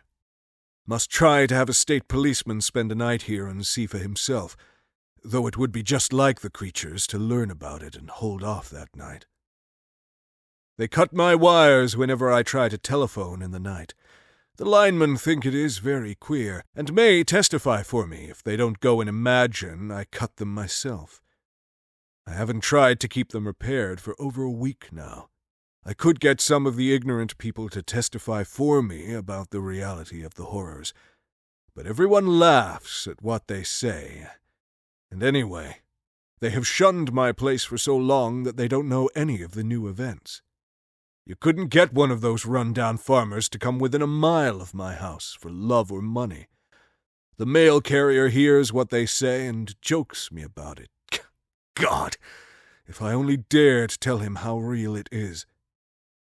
I think I'll try to get him to notice the prints, but he comes in the afternoon and they're usually gone by that time. If I kept one by setting a box or pan over it, he'd think surely it was a fake or joke. Wish I hadn't gotten to be such a hermit, so folks don't drop around as they used to. I've never dared to show the black stone or the Kodak pictures or play that record to anybody but the ignorant people. The others would say I faked the whole business and do nothing but laugh. But I may yet try showing the pictures. They give those claw prints clearly, even if the things that made them can't be photographed. What a shame nobody else saw that thing this morning before it went to nothing. But I don't know as I care. After what I've been through, a madhouse is as good a place as any. The doctors can help me make up my mind to get away from this house, and that is all that will save me. Write my son George if you don't hear soon. Goodbye. Smash that record, and don't mix up in this. Yours, Akely. The letter frankly plunged me into the blackest of terror. I did not know what to say in answer, but scratched off some incoherent words of advice and encouragement and sent them by registered mail. I recall urging Akely to move to Brattleboro at once and place himself under the protection of the authorities, adding that I would come to that town with the phonograph record and help convince the courts of his sanity. It was time, too, I think I wrote, to alarm the people generally against this thing in their midst. It will be observed that at this moment of stress my own belief in all Akely had told and claimed was virtually complete, though I did think his failure to get a picture of the dread monster was due not to any freak of nature, but to some excited slip of his own. 5. Then, apparently crossing my incoherent note and reaching me Saturday afternoon, September 8th, came that curiously different and calming letter neatly typed on a new machine. That strange letter of reassurance and invitation which must have marked so prodigious a transition in the whole nightmare drama of the lonely hills. Again I will quote from memory, seeking, for special reasons, to preserve as much of the flavor of the style as I can. It was postmarked Bellows Falls, and the signature as well as the body of the letter was typed, as is frequent with beginners in typing. The text, though, was marvelously accurate for a tyro's work, and I concluded that Akely must have used a machine at some previous period, perhaps in college. To say that the letter relieved me would be only fair, yet beneath my relief lay a substratum of uneasiness. If Akely had been sane in his terror, was he now sane in his deliverance? And the sort of improved rapport mentioned, what was it? The entire thing implied such a diametrical reversal of Akely's previous attitude. But here is the substance of the text, carefully transcribed from a memory in which I take some pride. Townsend, Vermont, Thursday, September 6th, 1928. My dear Wilmarth, It gives me great pleasure to be able to set you at rest regarding all the silly things I've been writing you. I say silly, although by that I mean my frightened attitude rather than my descriptions of certain phenomena. Those phenomena are real and important enough. My mistake had been in establishing an anomalous attitude toward them. I think I mentioned that my strange visitors were beginning to communicate with me, and to attempt such communication. Last night, this exchange of speech became actual. In response to certain signals, I admitted to the house a messenger from those outside, a fellow human, let me hasten to say. He told me much that neither you nor I had even begun to guess, and showed clearly how totally we had misjudged and misinterpreted the purpose of the Outer Ones in maintaining their secret colony on this planet. It seems that the evil legends about what they have offered to men, and what they wish in connection with the Earth, are wholly the result of an ignorant misconception of allegorical speech. Speech, of course, molded by cultural backgrounds and thought habits vastly different from anything we dream of. My own conjectures, I freely own, shot as widely past the mark as any of the guesses of illiterate farmers and savage Indians. What I had thought morbid and shameful and ignominious is in reality awesome and mind-expanding and even glorious. My previous estimate being merely a phase of man's eternal tendency to hate and fear and shrink from the utterly different. Now I regret the harm I have inflicted upon these alien and incredible beings in the course of our nightly skirmishes. If only I had consented to talk peacefully and reasonably with them in the first place. But they bear me no grudge, their emotions being organized very differently from ours. It is their misfortune to have had as their human agents in Vermont some very inferior specimens, the late Walter Brown, for example. He prejudiced me vastly against them. Actually, they have never knowingly harmed men, but have often been cruelly wronged and spied upon by our species. There is a whole secret cult of evil men. A man of your mystical erudition will understand me when I link them with Hastur and the Yellow Sign, devoted to the purpose of tracking them down and injuring them on behalf of monstrous powers from other dimensions. It is against these aggressors, not against normal humanity, that the drastic precautions of the Outer Ones are directed. Incidentally, I learned that many of our lost letters were stolen not by the Outer Ones, but by the emissaries of this malign cult. All that the Outer Ones wish of man is peace and non-molestation and an increasing intellectual rapport. This latter is absolutely necessary, now that our inventions and devices are expanding our knowledge and motions, and making it more and more impossible for the Outer Ones' necessary outposts to exist secretly on this planet. The alien beings desire to know mankind more fully, and to have a few of mankind's philosophic and scientific leaders know more about them. With such an exchange of knowledge, all perils will pass, and a satisfactory modus vivendi be established. The very idea of any attempt to enslave or degrade mankind is ridiculous. As a beginning of this improved rapport, the Outer Ones have naturally chosen me, whose knowledge of them is already so considerable, as their primary interpreter on Earth.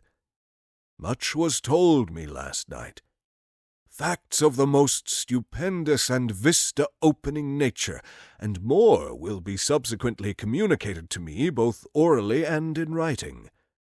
I shall not be called upon to make any trip outside just yet, though I shall probably wish to do so later on, employing special means and transcending everything which we have hitherto been accustomed to regard as human experience. My house will be besieged no longer. Everything has reverted to normal, and the dogs will have no further occupation.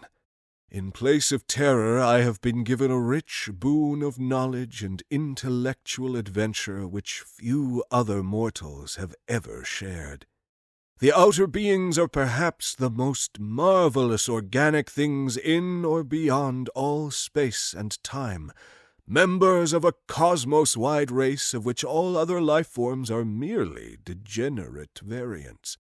They are more vegetable than animal, if these terms can be applied to the sort of matter composing them, and have a somewhat fungoid structure, though the presence of a chlorophyll-like substance and a very singular nutritive system differentiate them altogether from true cormophytic fungi.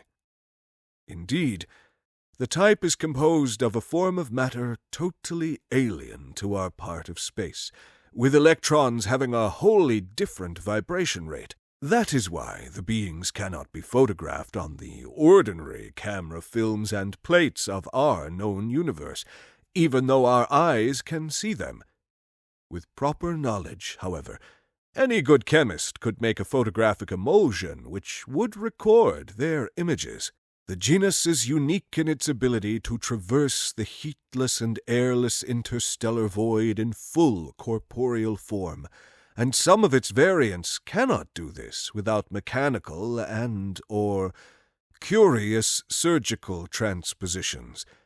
Only a few species have the ether-resisting wings characteristic of the Vermont variety. Those inhabiting certain remote peaks in the Old World were brought in other ways. Their external resemblance to animal life, and to the sort of structure we understand as material, is a matter of parallel evolution rather than of close kinship.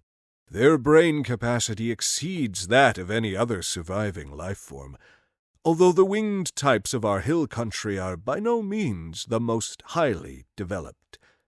Telepathy is their usual means of discourse, though they have rudimentary vocal organs which, after a slight operation, for surgery is an incredibly expert and everyday thing among them, can roughly duplicate the speech of such types of organism as still use speech. Their main, immediate abode is a still undiscovered and almost lightless planet at the very edge of our solar system, beyond Neptune and the 9th in distance from the Sun. It is, as we have inferred, the object mystically hinted at as Yugoth in certain ancient and forbidden writings, and it will soon be the scene of a strange focusing of thought upon our world in an effort to facilitate mental rapport. I would not be surprised if astronomers become sufficiently sensitive to these thought currents to discover Yugoth, when the outer ones wish them to do so. But Yugoth, of course, is only the stepping stone. The main body of the beings inhabits strangely organized abysses wholly beyond the utmost reach of any human imagination. The space-time globule which we recognize as the totality of all cosmic entity is only an atom in the genuine infinity which is theirs, and as much of this infinity as any human brain can hold is eventually to be opened up to me, as it has been to not more than 50 other men since the human race has existed. You will probably call this raving at first, Wilmarth, but in time you will appreciate the titanic opportunity I have stumbled upon. I want you to share as much of it as is possible, and to that end must tell you thousands of things that won't go on paper. In the past I have warned you not to come to see me. Now that all is safe, I take pleasure in rescinding that warning and inviting you. Can't you make a trip up here before your college term opens? It would be marvelously delightful if you could. Bring along the phonograph record and all my letters to you as consultative data. We shall need them in piecing together the whole tremendous story. You might bring the Kodak prints, too, since I seem to have mislaid the negatives and my own prints in all this recent excitement. What a wealth of facts I have to add to all this groping and tentative material, and what a stupendous device I have to supplement my additions. Don't hesitate. I am free from espionage now, and you will not meet anything unnatural or disturbing. Just come along, and let my car meet you at the Brattleboro station. Prepare to stay as long as you can, and expect many an evening of discussion of things beyond all human conjecture.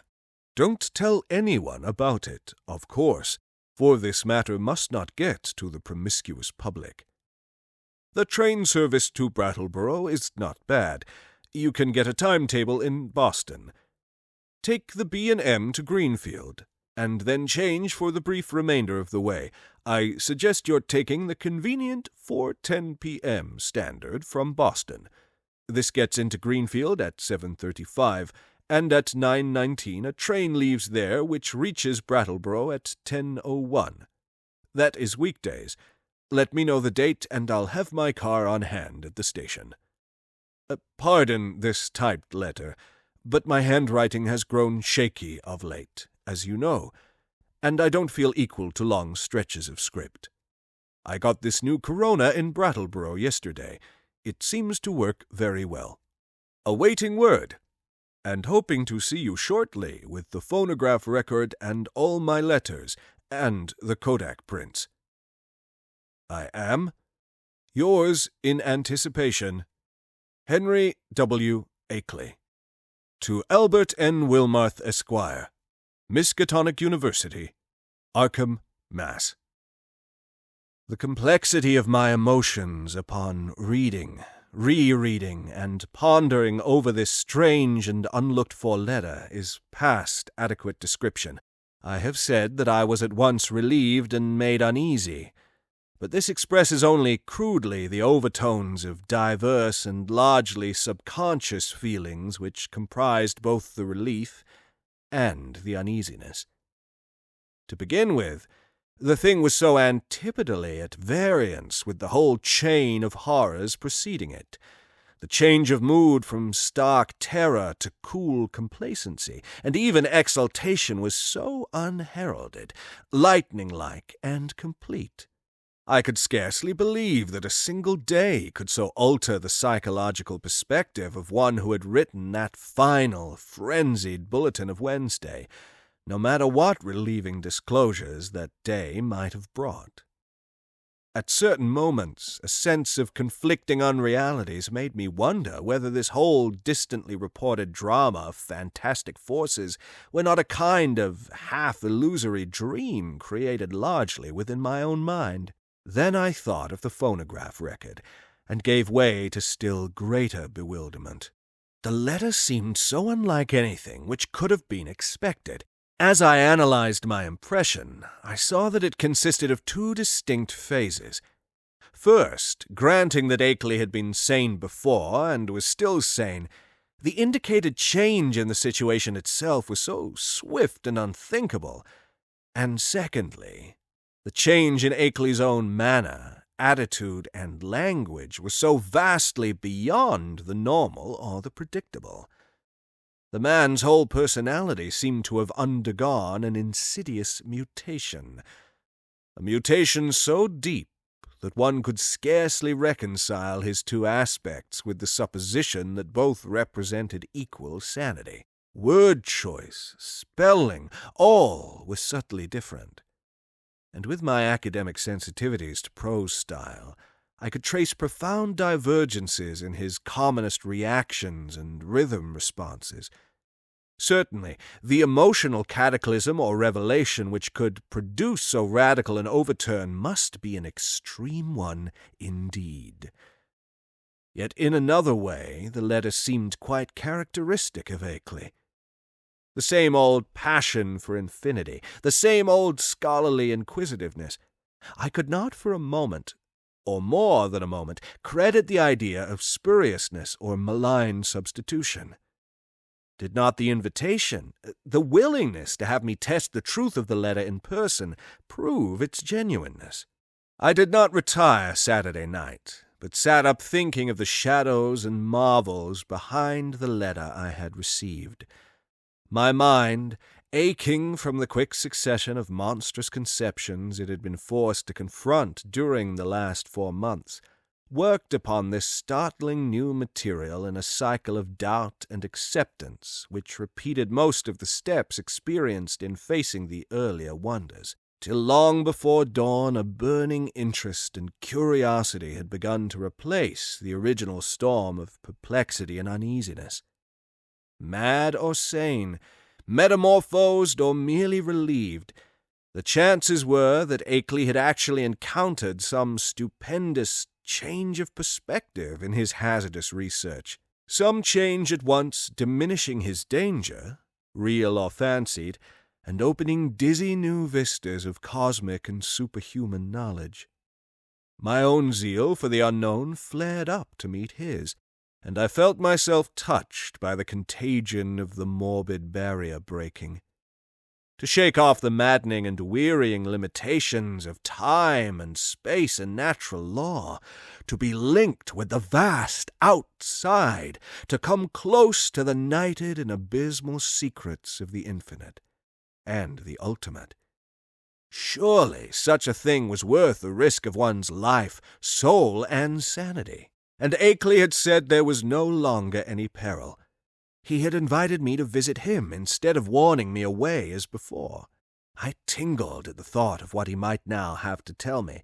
There was an almost paralyzing fascination in the thought of sitting in that lonely and lately beleaguered farmhouse with a man who had talked with actual emissaries from outer space, sitting there with the terrible record and the pile of letters in which Akely had summarized his earlier conclusions. So, late Sunday morning, I telegraphed Akely that I would meet him in Brattleboro on the following Wednesday, September 12th, if that date were convenient for him. In only one respect did I depart from his suggestions, and that concerned the choice of a train. Frankly, I did not feel like arriving in that haunted Vermont region late at night. So instead of accepting the train he chose, I telephoned the station and devised another arrangement. By rising early and taking the 8:07 a.m. Standard into Boston, I could catch the 9:25 for Greenfield, arriving there at 12:22 noon. This connected exactly with a train reaching Brattleboro at 1:08 p.m., a much more comfortable hour than 10:01 for meeting Akely and riding with him into the close-packed, secret-guarding hills. I mentioned this choice in my telegram, and was glad to learn in the reply, which came toward evening, that it had met with my prospective host's endorsement. His wire ran thus: "Arrangement satisfactory. Stop. We'll meet 1:08 train Wednesday. Stop. Don't forget record and letters and prints. Stop. Keep destination quiet. Stop.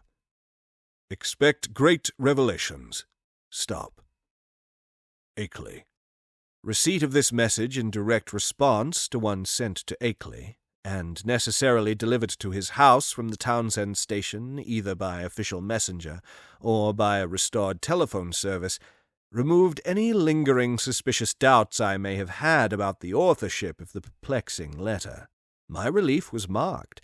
Indeed, it was greater than I could account for at that time, since all such doubts had been rather deeply buried. But I slept soundly and long that night, and was eagerly busy with preparations during the ensuing 2 days. 6. On Wednesday I started, as agreed, taking with me a valise full of simple necessities and scientific data, including the hideous phonograph record, the Kodak prints, and the entire file of Akely's correspondence. As requested, I had told no one where I was going, for I could see that the matter demanded utmost privacy, even allowing for its most favorable terms. The thought of actual mental contact with alien, outside entities was stupefying enough to my trained and somewhat prepared mind. And this being so, what might one think of its effect on the vast masses of uninformed laymen? I do not know whether dread or adventurous expectancy was uppermost in me as I changed trains in Boston and began the long westward run out of familiar regions into those I knew less thoroughly. Waltham, Concord, Ayr, Fitchburg, Gardner, Athol. My train reached Greenfield 7 minutes late, but the northbound connecting express had been held. Transferring in haste, I felt a curious breathlessness as the cars rumbled on through the early afternoon sunlight into territories I had always read of, but had never before visited. I knew I was entering an altogether older-fashioned and more primitive New England than the mechanized, urbanized coastal and southern areas where all my life had been spent. An unspoiled, ancestral New England without the foreigners and factory smoke, billboards and concrete roads, of the sections which modernity has touched. There would be odd survivals of the continuous native life whose deep roots make it the one authentic outgrowth of the landscape. The continuous native life which keeps alive strange ancient memories and fertilizes the soil for shadowy, marvelous, and seldom mentioned beliefs. Now and then I saw the blue Connecticut River gleaming in the sun, and after leaving Northfield we crossed it. Ahead loomed green and cryptical hills, and when the conductor came around, I learned that I was at last in Vermont. He told me to set my watch back an hour, since the northern hill country will have no dealings with the newfangled daylight time schemes. As I did so, it seemed to me that I was likewise turning the calendar back a century. The train kept close to the river, and across in New Hampshire I could see the approaching slope of steep Wantastiquet, about which singular old legends cluster. Then streets appeared on my left, and a green island showed in the stream on my right. People rose and filed to the door, and I followed them. The car stopped, and I alighted beneath the long train shed of the Brattleboro station. Looking over the line of waiting motors, I hesitated a moment to see which one might turn out to be the Akely Ford, but my identity was divined before I could take the initiative. And yet it was clearly not Akely himself who advanced to meet me with an outstretched hand and a mellowly phrased query as to whether I was indeed Mr. Albert N. Wilmarth of Arkham. This man bore no resemblance to the bearded, grizzled Akely of the snapshot, but was a younger and more urban person, fashionably dressed and wearing only a small, dark mustache. His cultivated voice held an odd and almost disturbing hint of vague familiarity, though I could not definitely place it in my memory. As I surveyed him, I heard him explaining that he was a friend of my prospective host's who had come down from Townsend in his stead. Akely, he declared, had suffered a sudden attack of some asthmatic trouble, and did not feel equal to making a trip in the outdoor air. It was not serious, however, and there was to be no change in plans regarding my visit. I could not make out just how much this Mr. Noyes, as he announced himself, knew of Akely's researches and discoveries, though it seemed to me that his casual manner stamped him as a comparative outsider. Remembering what a hermit Akely had been, I was a trifle surprised at the ready availability of such a friend, but did not let my puzzlement deter me from entering the motor to which he gestured me. It was not the small, ancient car I had expected from Akely's descriptions, but a large and immaculate specimen of recent pattern, apparently Noyes's own, and bearing Massachusetts license plates with the amusing sacred codfish device of that year. My guide, I concluded, must be a summer transient in the Townsend region. Noyes climbed into the car beside me and started it at once. I was glad that he did not overflow with conversation, for some peculiar atmospheric tensity made me feel disinclined to talk.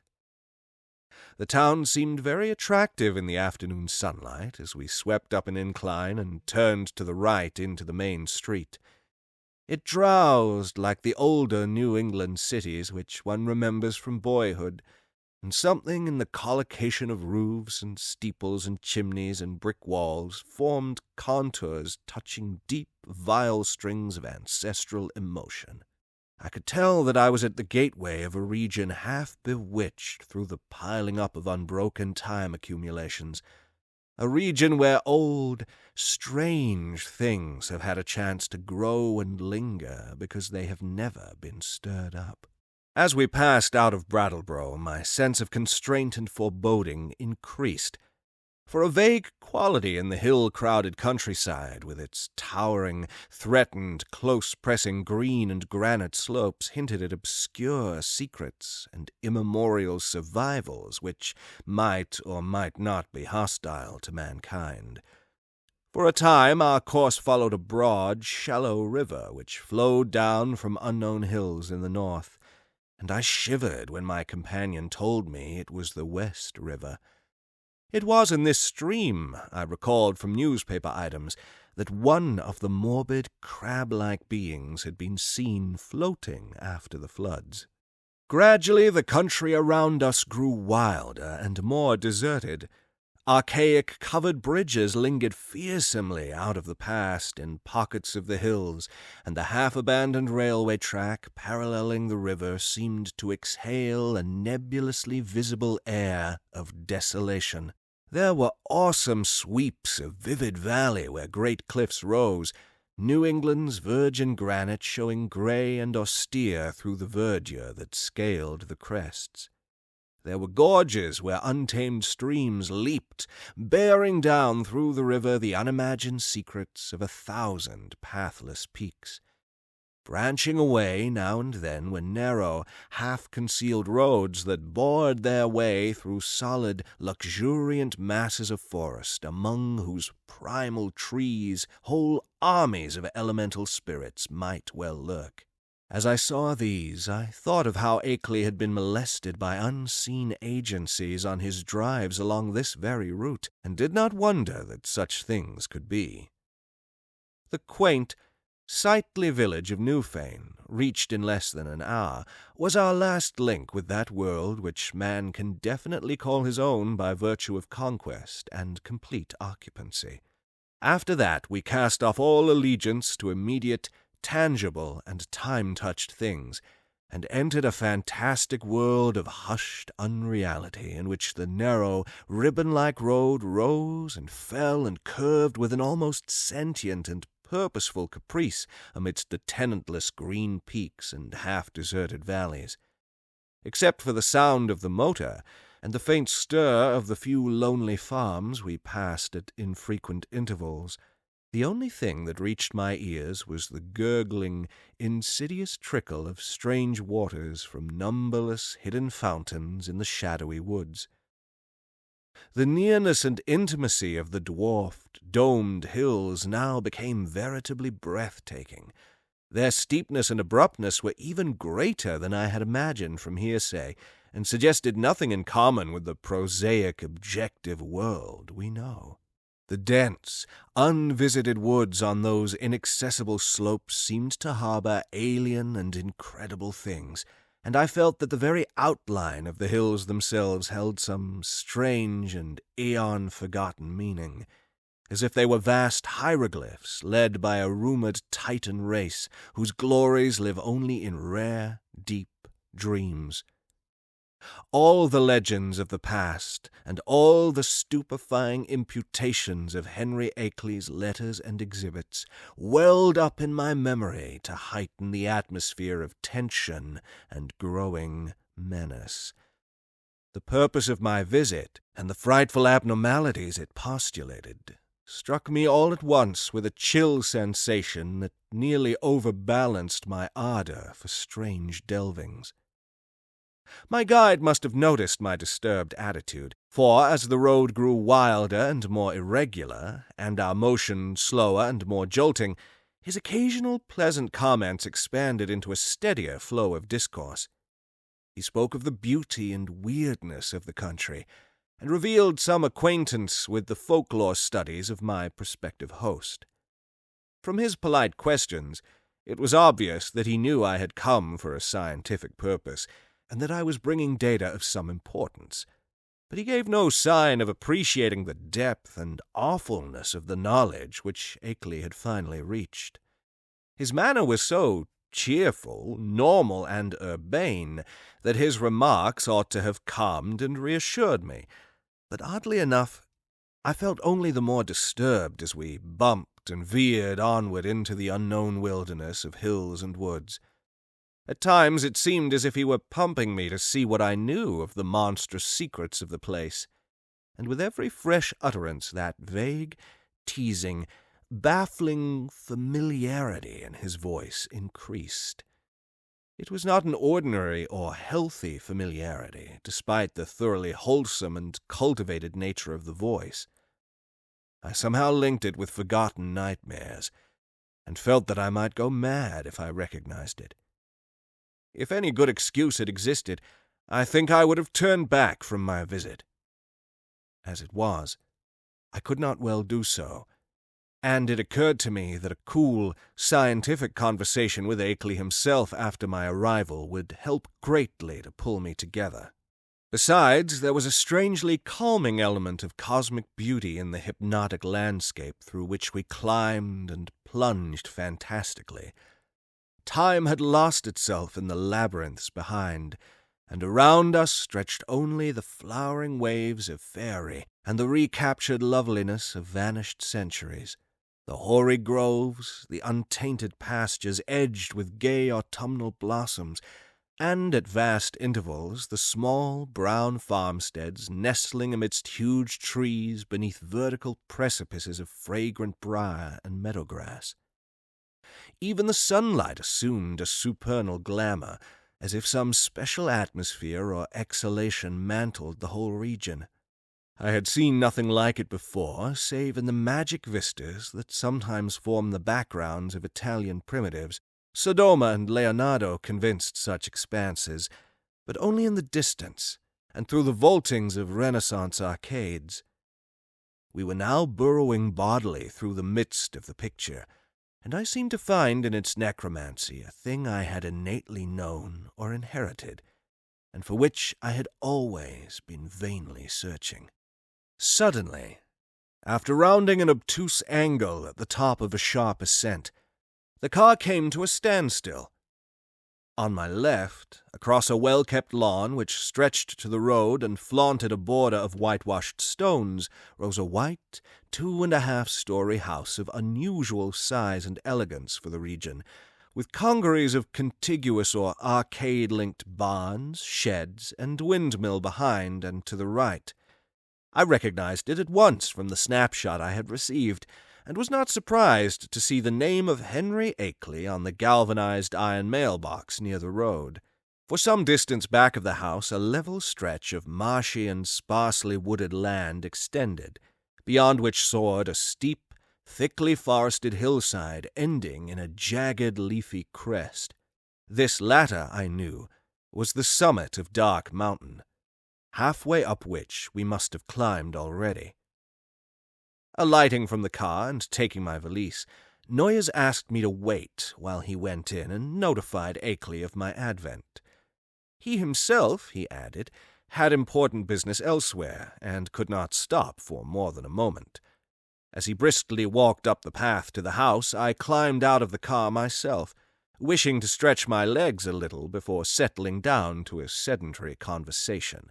My feeling of nervousness and tension had risen to a maximum again now that I was on the actual scene of the morbid beleaguering described so hauntingly in Akely's letters, and I honestly dreaded the coming discussions which were to link me with such alien and forbidden worlds.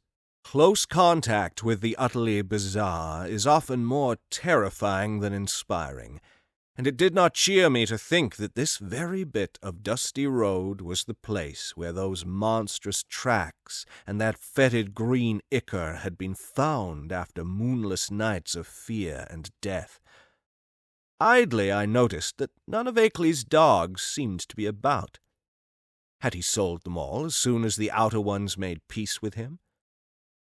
Try as I might, I could not have the same confidence in the depth and sincerity of that piece which appeared in Akely's final and queerly different letter. After all, he was a man of much simplicity and with little worldly experience. Was there not, perhaps, some deep and sinister undercurrent beneath the surface of the new alliance?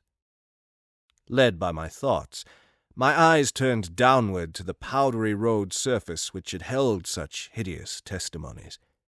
The last few days had been dry, and tracks of all sorts cluttered the rutted, irregular highway, despite the unfrequented nature of the district.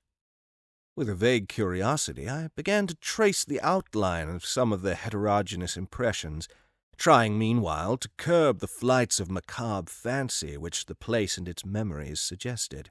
There was something menacing and uncomfortable in the funereal stillness, in the muffled, subtle trickle of distant brooks, and in the crowding green peaks and black-wooded precipices that choked the narrow horizon. And then an image shot into my consciousness which made those vague menaces and flights of fancy seem mild and insignificant indeed. I have said that I was scanning the miscellaneous prints in the road with a kind of idle curiosity.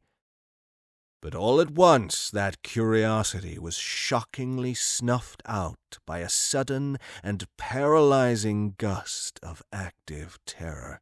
For though the dust tracks were in general confused and overlapping, and unlikely to arrest any casual gaze, my restless vision had caught certain details near the spot where the path to the house joined the highway, and had recognized beyond doubt or hope the frightful significance of those details. It was not for nothing, alas, that I had pored for hours over the Kodak views of the Outer One's claw prints which Akely had sent. Too well did I know the marks of those loathsome nippers, and that hint of ambiguous direction which stamped the horrors as no creatures of this planet. No chance had been left me for merciful mistake. Here, indeed, in objective form before my own eyes, surely made not many hours ago, were at least 3 marks which stood out blasphemously among the surprising plethora of blurred footprints leading to and from the Akely farmhouse. They were the hellish tracks of the living fungi from Yugoth. I pulled myself together in time to stifle a scream. After all, what more was there than I might have expected, assuming that I had really believed Akely's letters? He had spoken of making peace with the things. Why, then, was it strange that some of them had visited his house? But the terror was stronger than the reassurance. Could any man be expected to look unmoved for the first time upon the claw marks of animate beings from outer depths of space? Just then I saw Noyes emerge from the door and approach with a brisk step. I must, I reflected, keep command of myself, for the chances were this genial friend knew nothing of Akely's profoundest and most stupendous probings into the forbidden. Akely, Noyes hastened to inform me, was glad and ready to see me, although his sudden attack of asthma would prevent him from being a very competent host for a day or two. These spells hit him hard when they came, and were always accompanied by a debilitating fever and general weakness. He never was good for much while they lasted, had to talk in a whisper, and was very clumsy and feeble in getting about. His feet and ankles swelled, too, so he had to bandage them like a gouty old beef-eater. Today he was in rather bad shape, so that I would have to attend very largely to my own needs, but he was none the less eager for conversation. I would find him in the study at the left of the front hall, the room where the blinds were shut. He had to keep the sunlight out when he was ill, for his eyes were very sensitive. As Noyes bade me adieu and rode off northward in his own car, I began to walk slowly toward the house. The door had been left ajar for me, but before approaching and entering I cast a searching glance around the whole place, trying to decide what had struck me as so intangibly queer about it. The barns and sheds looked trimly prosaic enough, and I noticed Akely's battered ford and its capacious, unguarded shelter. Then the secret of the queerness reached me. It was the total silence. Ordinarily a farm is at least moderately murmurous from its various kinds of livestock. But here all signs of life were missing. What of the hens and the hogs? The cows, of which Akely had said he possessed several, might conceivably be out to pasture, and the dogs might possibly have been sold. But the absence of any trace of cackling or grunting was truly singular. I did not pause long on the path, but resolutely entered the open house door and closed it behind me. It had cost me a distinct psychological effort to do so. And now that I was shut inside, I had a momentary longing for precipitate retreat. Not that the place was in the least sinister in visual suggestion. On the contrary, I thought the graceful late colonial hallway very tasteful and wholesome, and admired the evident breeding of the man who had furnished it. What made me wish to flee was something very attenuated and indefinable. Perhaps it was a certain odd odor which I thought I noticed, though I well knew how common musty odors are, even in the best of ancient farmhouses. 7. Refusing to let these cloudy qualms overmaster me, I recalled Noyes' instructions and pushed open the 6-paneled, brass-latched white door on my left. The room beyond was darkened, as I had known before, and as I entered it, I noticed that the queer odor was stronger there. There likewise appeared to be some faint, half-imaginary rhythm or vibration in the air. For a moment, the closed blinds allowed me to see very little, but then a kind of apologetic hacking or whispering sound drew my attention to a great easy-chair in the farther, darker corner of the room. Within its shadowy depths I saw the white blur of a man's face and hands, and in a moment I had crossed to greet the figure who had tried to speak. Dim though the light was, I perceived that this was indeed my host. I had studied the Kodak picture repeatedly, and there could be no mistake about this firm, weather-beaten face with the cropped, grizzled beard. But as I looked again, my recognition was mixed with sadness and anxiety, for certainly this face was that of a very sick man. I felt that there must be something more than asthma behind that strained, rigid, immobile expression and unwinking glassy stare, and realized how terribly the strain of his frightful appearances must have told on him. Was it not enough to break any human being, even a younger man than this intrepid delver into the forbidden? The strange and sudden relief, I feared, had come too late to save him from something like a general breakdown. There was a touch of the pitiful in the limp, lifeless way his lean hands rested in his lap. He had on a loose dressing gown, and was swathed around the head and high around the neck with a vivid yellow scarf or hood. And then I saw that he was trying to talk in the same hacking whisper with which he had greeted me. It was a hard whisper to catch at first, since the grey moustache concealed all movements of the lips, and something in its timbre disturbed me greatly. But by concentrating my attention, I could soon make out its purport surprisingly well.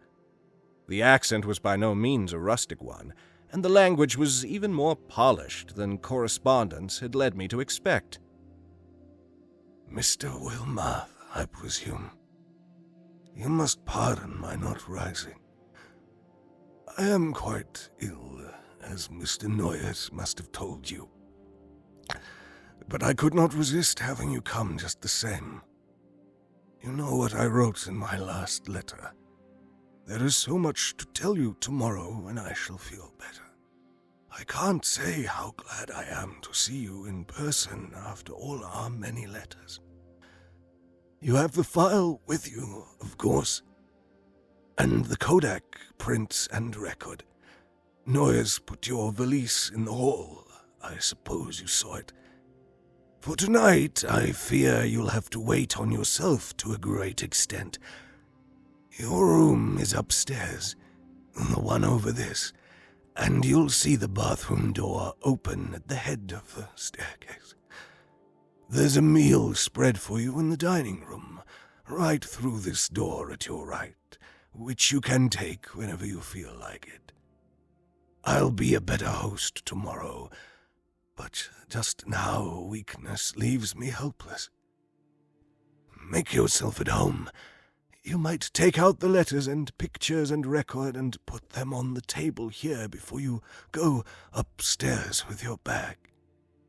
It is here that we shall discuss them. You can see my phonograph on that corner stand. No, thanks. There is nothing you can do for me. I know these spells of old. Just come back for a little quiet visiting before night, and then go to bed when you please. I'll rest right here. Perhaps sleep here all night as I often do. In the morning I'll be far better able to go into the things we must go into. You realize, of course, the utterly stupendous nature of the matter before us. To us, as to only a few men on this earth, there will be opened up gulfs of space and time and knowledge beyond anything within the conception of human science and philosophy. Do you know that Einstein is wrong, and that certain objects and forces can move with a velocity greater than that of light? With proper aid, I expect to go backward and forward in time, and actually see and feel the earth of remote past and future epochs. You can't imagine the degree to which those beings have carried science. There is nothing they can't do with the mind and body of living organisms. I expect to visit other planets and even other stars and galaxies. The first trip will be to Yugoth, the nearest world fully peopled by the beings. It is a strange dark orb at the very rim of our solar system, unknown to earthly astronomers as yet. But I must have written you about this.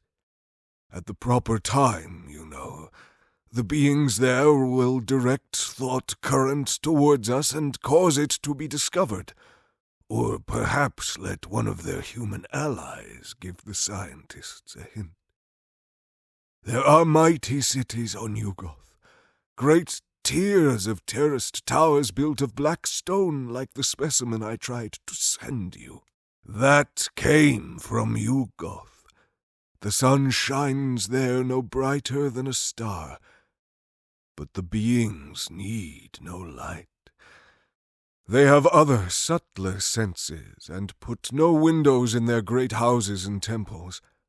Light even hurts and hampers and confuses them, for it does not exist at all in the black cosmos outside time and space where they came from originally. To visit Yugoth would drive any weak man mad. Yet I am going there. The black rivers of pitch that flow under those mysterious cyclopean bridges, things built by some elder race extinct and forgotten before the things came to Yugoth from the ultimate voids, ought to be enough to make any man a Dante or Poe if he can keep sane long enough to tell what he has seen. But remember, that dark world of fungoid gardens and windowless cities isn't really terrible. It is only to us that it would seem so. Probably this world seemed just as terrible to the beings when they first explored it in the primal age. You know they were here long before the fabulous epoch of Cthulhu was over, and remember all about sunken Relier when it was above the waters. They've been inside the earth, too. There are openings which human beings know nothing of, some of them in these very Vermont hills, and great worlds of unknown life down there. Blue-litten Kinyan, red-litten Yoth, and black, lightless Nkai. It's from Nkai that frightful Tsatogwa came, you know, the amorphous, toad-like creature mentioned in the narcotic manuscripts and the Necronomicon, and the Comorium myth cycle preserved by the Atlantean high priest Clarkashton. But we will talk of this later on. It must be 4 or 5 o'clock by this time. Better bring the stuff from your bag, take a bite, and then come back for a comfortable chat. Very slowly I turned and began to obey my host, fetching my valise, extracting and depositing the desired articles, and finally ascending to the room designated as mine. With the memory of that roadside claw-print fresh in my mind, Akely's whispered paragraphs had affected me queerly, and the hints of familiarity with this unknown world of fungus life, forbidden Yugoth, made my flesh creep more than I cared to own. I was tremendously sorry about Akely's illness, but had to confess that his hoarse whisper had a hateful as well as pitiful quality. If only he wouldn't gloat so about Yugoth and its black secrets. My room proved a very pleasant and well-furnished one, devoid alike of the musty odor and disturbing sense of vibration, and after leaving my valise there, I descended again to greet Akely and take the lunch he had set out for me. The dining room was just beyond the study, and I saw that a kitchen ell extended still farther in the same direction. On the dining table an ample array of sandwiches, cake, and cheese awaited me, and a thermos bottle beside a cup and saucer testified that hot coffee had not been forgotten.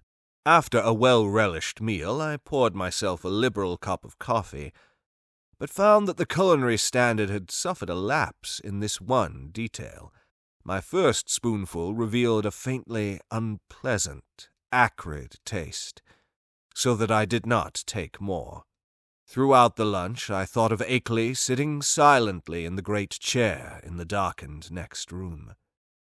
Once I went in to beg him to share the repast, but he whispered that he could not eat anything as yet. Later on, just before he slept, he would take some malted milk, all he ought to have that day. After lunch, I insisted on clearing the dishes away and washing them in the kitchen sink, incidentally emptying the coffee which I had not been able to appreciate. Then returning to the darkened study, I drew up a chair near my host's corner and prepared for such conversation as he might feel inclined to conduct. The letters, pictures, and record were still on the large center table, but for the nonce we did not have to draw upon them. Before long I forgot even the bizarre odor and curious suggestions of vibration. I have said that there were things in some of Akely's letters, especially the second and most voluminous one, which I would not dare to quote or even form into words on paper.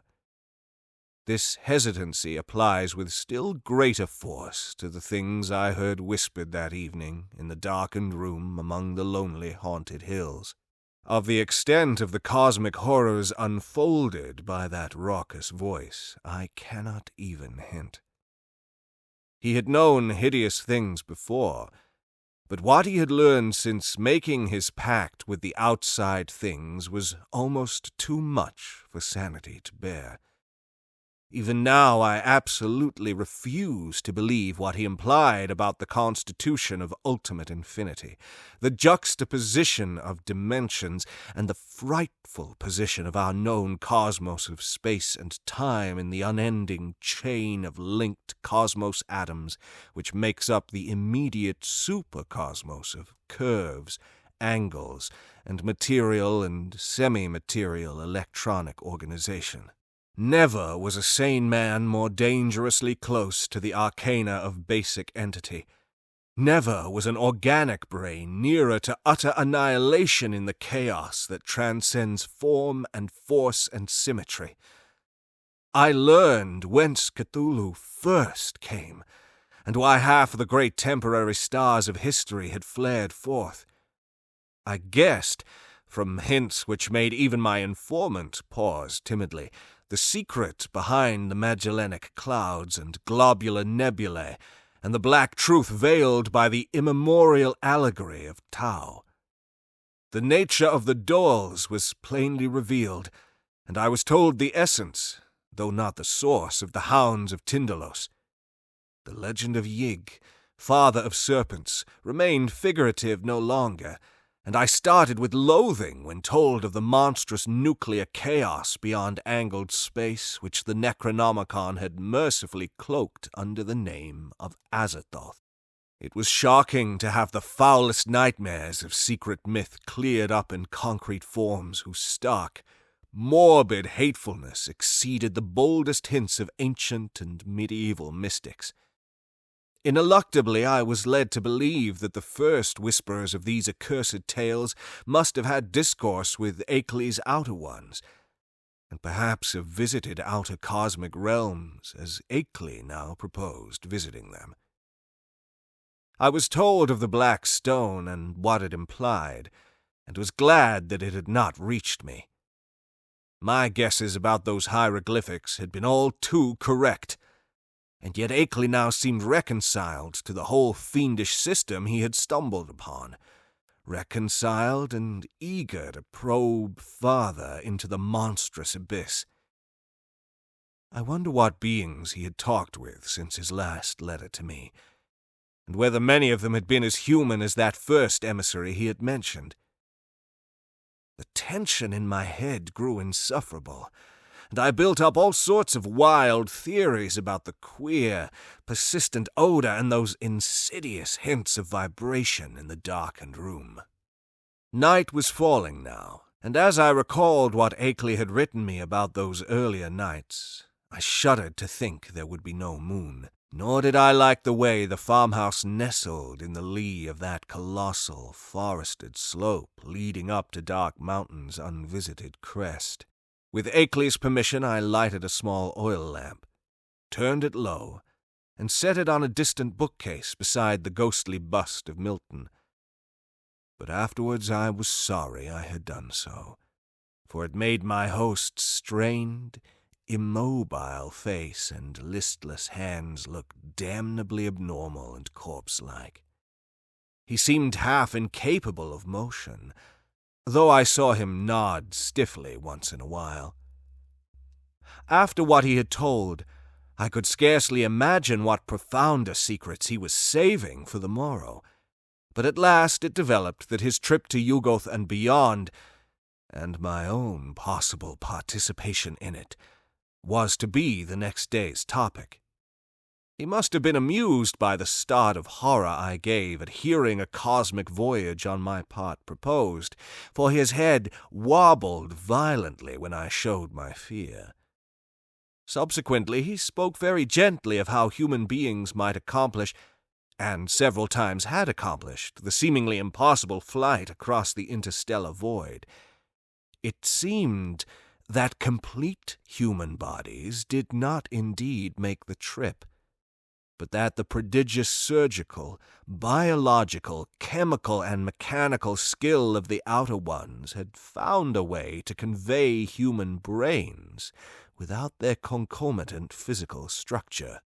There was a harmless way to extract a brain, and a way to keep the organic residue alive during its absence. The bare, compact cerebral matter was then immersed in an occasionally replenished fluid within an ether-tight cylinder of a metal mined in Yugoth. Certain electrodes reaching through and connecting at will with elaborate instruments capable of duplicating the three vital faculties of sight, hearing, and speech. For the winged fungus beings to carry the brain cylinders intact through space was an easy matter. Then, On every planet covered by their civilization, they would find plenty of adjustable faculty instruments capable of being connected with the encased brains, so that after a little fitting, these traveling intelligences could be given a full sensory and articulate life, albeit a bodiless and mechanical one, at each stage of their journeying through and beyond the space-time continuum. It was as simple as carrying a phonograph record about and playing it wherever a phonograph of the corresponding make exists. Of its success there could be no question. Akely was not afraid. Had it not been brilliantly accomplished again and again? For the first time one of the inert, wasted hands raised itself and pointed to a high shelf on the farther side of the room. There, in a neat row, stood more than a dozen cylinders of a metal I had never seen before. Cylinders about a foot high and somewhat less in diameter, with 3 curious sockets set in an isosceles triangle over the front convex surface of each. One of them was linked at 2 of the sockets to a pair of singular-looking machines that stood in the background. Of their purport I did not need to be told, and I shivered as with ague. Then I saw the hand point to a much nearer corner where some intricate instruments with attached cords and plugs, several of them much like the 2 devices on the shelf behind the cylinders, were huddled together. "There are 4 kinds of instruments here, Wilmarth," whispered the voice. 4 kinds. 3 faculties each, makes 12 pieces in all. You see, there are 4 different sorts of beings presented in those cylinders up there. 3 humans, 6 fungoid beings who can't navigate space corporeally, 2 beings from Neptune. God, if you could see the body this type has on its own planet, and the rest entities from the central caverns of an especially interesting dark star beyond the galaxy. In the principal outpost inside Round Hill, you'll now and then find more cylinders and machines. Cylinders of extra-cosmic brains with different senses from any we know.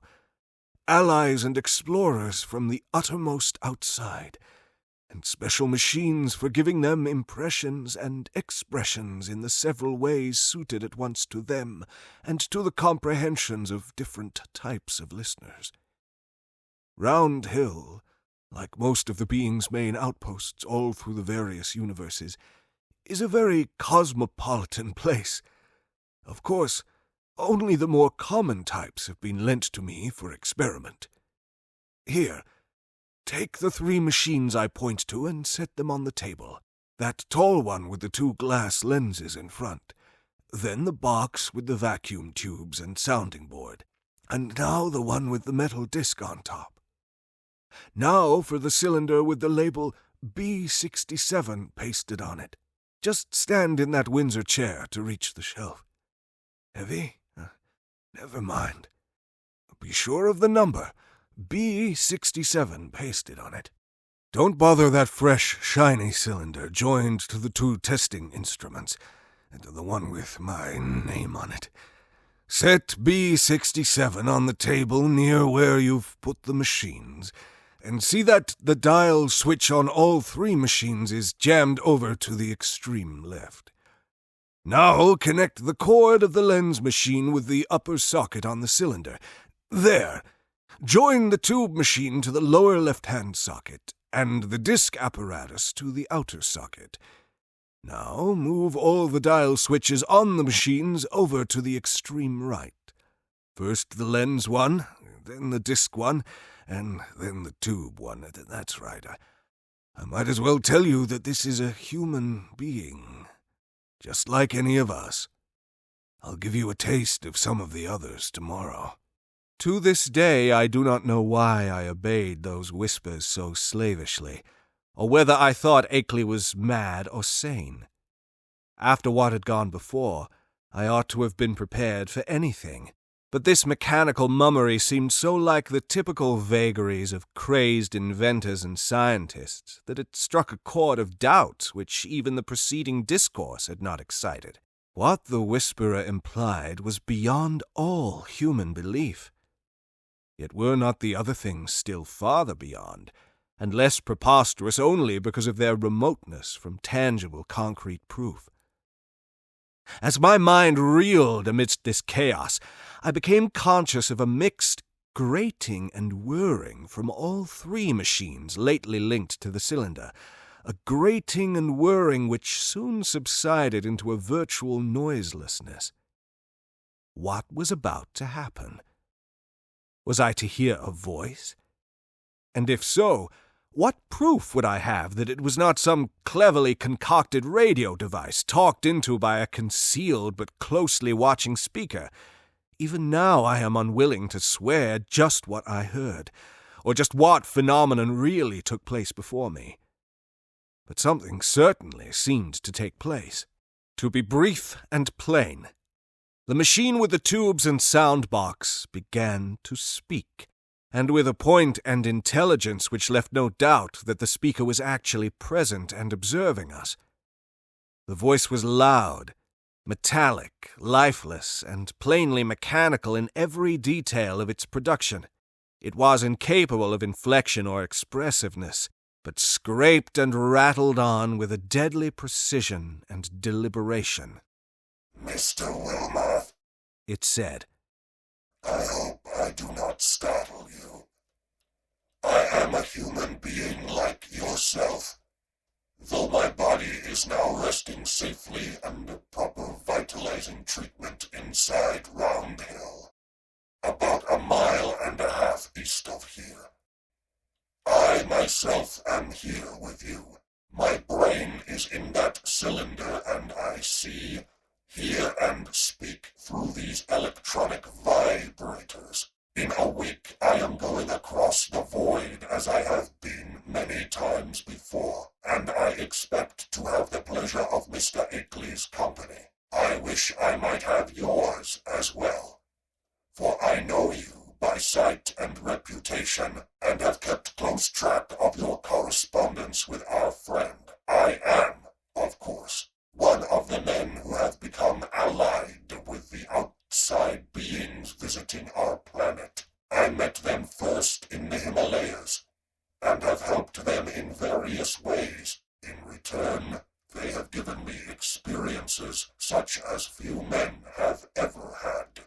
Do you realize what it means when I say I have been on 37 different celestial bodies, planets, dark stars, and less definable objects, including 8 outside our galaxy and 2 outside the curved cosmos of space and time? All this has not harmed me in the least. My brain has been removed from my body by fission so adroit that it would be crude to call the operation surgery. The visiting beings have methods which make these extractions easy and almost normal, and one's body never ages when the brain is out of it. The brain, I might add, is virtually immortal with its mechanical faculties and a limited nourishment supplied by occasional changes of the preserving fluid. Altogether, I hope most heartily that you will decide to come with Mr. Akely and me. The visitors are eager to know men of knowledge like yourself, and to show them the great abysses that most of us have had to dream about in fanciful ignorance. It may seem strange at first to meet them, but I know you will be above minding that. I think Mr. Noyes will go along, too, that man who doubtless brought you up here in his car. He has been one of us for years. I suppose you recognized his voice as one of those on the record Mr. Akely sent you. At my violent start, the speaker paused a moment before concluding. So, Mr. Wilmarth, I will leave the matter to you, merely adding that a man with your love of strangeness and folklore ought never to miss such a chance as this. There is nothing to fear. All transitions are painless, and there is much to enjoy in a wholly mechanized state of sensation. When the electrodes are disconnected, one merely drops off into a sleep of especially vivid and fantastic dreams. And now, if you don't mind, we might adjourn our session till tomorrow. Good night. Just turn all the switches back to the left. Never mind the exact order, though you might let the lens machine be last. Good night, Mr. Akely. Treat our guest well. Ready now with those switches? That was all. I obeyed mechanically and shut off all 3 switches, though dazed with doubt of everything that had occurred. My head was still reeling as I heard Akely's whispering voice telling me that I might leave all the apparatus on the table just as it was. He did not essay any comment on what had happened, and indeed no comment could have conveyed much to my burdened faculties.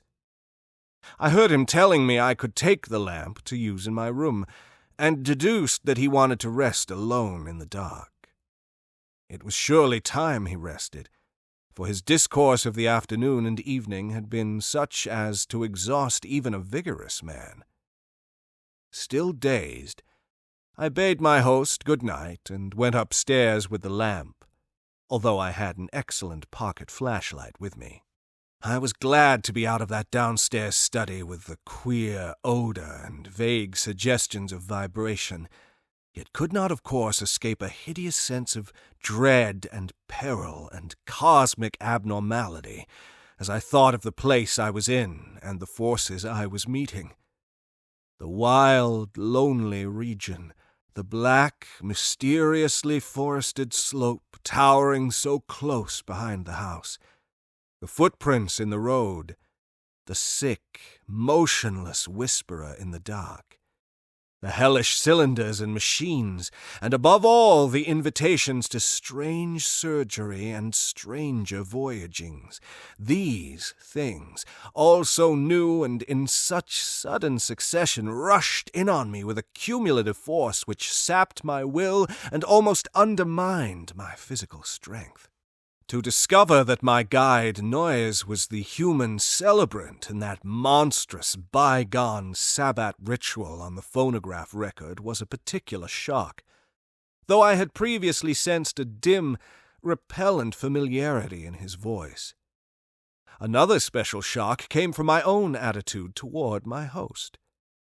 Whenever I paused to analyze it, for much as I had instinctively liked Akely as revealed in his correspondence, I now found that he filled me with a distinct repulsion. His illness ought to have excited my pity, but instead it gave me a kind of shudder. He was so rigid and inert and corpse-like, and that incessant whispering was so hateful and unhuman.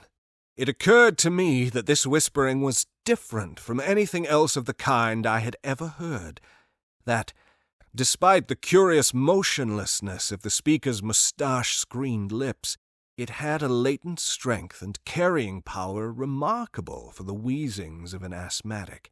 I had been able to understand the speaker when wholly across the room, and once or twice it had seemed to me that the faint but penetrant sounds represented not so much weakness as deliberate repression. For what reason, I could not guess. From the first I had felt a disturbing quality in their timbre. Now, when I tried to weigh the matter, I thought I could trace this impression to a kind of subconscious familiarity like that which had made Noyes's voice so hazily ominous. But when or where I had encountered the thing it hinted at was more than I could tell. One thing was certain. I would not spend another night here. My scientific zeal had vanished amidst fear and loathing, and I felt nothing now but a wish to escape from this net of morbidity and unnatural revelation. I knew enough now. It must indeed be true that cosmic linkages do exist, but such things are surely not meant for normal human beings to meddle with. Blasphemous influences seemed to surround me and press chokingly upon my senses. Sleep, I decided, would be out of the question, so I merely extinguished the lamp and threw myself on the bed fully dressed. No doubt it was absurd, but I kept ready for some unknown emergency, gripping in my right hand the revolver I had brought along, and holding the pocket flashlight in my left. Not a sound came from below, and I could imagine how my host was sitting there with cadaverous stiffness in the dark. Somewhere I heard a clock ticking, and was vaguely grateful for the normality of the sound. It reminded me, though, of another thing about the region which disturbed me, the total absence of animal life. There were certainly no farm beasts about, and now I realized that even the accustomed night noises of wild living things were absent. Except for the sinister trickle of distant unseen waters, that stillness was anomalous, interplanetary, and I wondered what star-spawned, intangible blight could be hanging over the region. I recalled from old legends that dogs and other beasts had always hated the Outer Ones, and thought of what those tracks in the road might mean. 8. Do not ask me how long my unexpected lapse into slumber lasted, or how much of what ensued was sheer dream. If I tell you that I awaked at a certain time, and heard and saw certain things, you will merely answer that I did not wake then, and that everything was a dream until the moment when I rushed out of the house, stumbled to the shed where I had seen the old Ford, and seized that ancient vehicle for a mad, aimless race over the haunted hills which at last landed me, after hours of jolting and winding through forest-threatened labyrinths, in a village which turned out to be Townsend. You will, of course, discount everything else in my report, and declare that all the pictures, record sounds, cylinder and machine sounds, and kindred evidences were bits of pure deception, practiced on me by the missing Henry Akely. You will even hint that he conspired with other eccentrics to carry out a silly and elaborate hoax, that he had the express shipment removed at Keene, and that he had Noyes make that terrifying wax record. It is odd, though, that Noyes has not even yet been identified, that he was unknown at any of the villages near Akely's place, though he must have been frequently in the region. I wish I had stopped to memorize the license plate of his car, or perhaps it is better after all that I did not. For I, despite all you can say, and despite all I sometimes try to say to myself, know that loathsome outside influences must be lurking there in the half-unknown hills, and that those influences have spies and emissaries in the world of men. To keep as far as possible from such influences and such emissaries is all that I ask of life in future. When my frantic story sent a sheriff's posse out to the farmhouse, Akely was gone without leaving a trace. His loose dressing gown, yellow scarf, and foot bandages lay on the study floor near his corner easy-chair, and it could not be decided whether any of his other apparel had vanished with him. The dogs and livestock were indeed missing, and there were some curious bullet holes both on the house's exterior and on some of the walls within.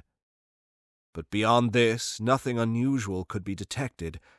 No cylinders or machines, none of the evidences I had brought in my valise, no queer odor or vibration sense, no footprints in the road, and none of the problematical things I glimpsed at the very last. I stayed a week in Brattleboro after my escape, making inquiries among people of every kind who had known Akely, and the results convinced me that the matter is no figment of dream or delusion. Akely's queer purchases of dogs and ammunition and chemicals, and the cutting of his telephone wires are matters of record, while all who knew him, including his son in California, concede that his occasional remarks on strange studies had a certain consistency. Solid citizens believe he was mad, and unhesitatingly pronounce all reported evidences mere hoaxes devised with insane cunning and perhaps abetted by eccentric associates. But the lowlier country folk sustain his statements in every detail.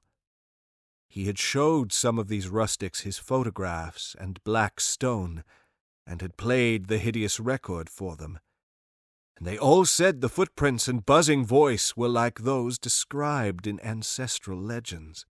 They said, too, that suspicious sights and sounds had been noticed increasingly around Akely's house after he found the black stone, and that the place was now avoided by everybody except the mailman and other casual, tough-minded people. Dark Mountain and Round Hill were both notoriously haunted spots, and I could find no one who had ever closely explored either. Occasional disappearances of natives throughout the district's history were well attested, and these now included the semi-vagabond Walter Brown, whom Akely's letters had mentioned. I even came upon one farmer who thought he had personally glimpsed one of the queer bodies at flood time in the swollen West River, but his tale was too confused to be really valuable. When I left Brattleboro, I resolved never to go back to Vermont, and I feel quite certain I shall keep my resolution. Those wild hills are surely the outpost of a frightful cosmic race, as I doubt all the less since reading that a new 9th planet has been glimpsed beyond Neptune, just as those influences had said it would be glimpsed.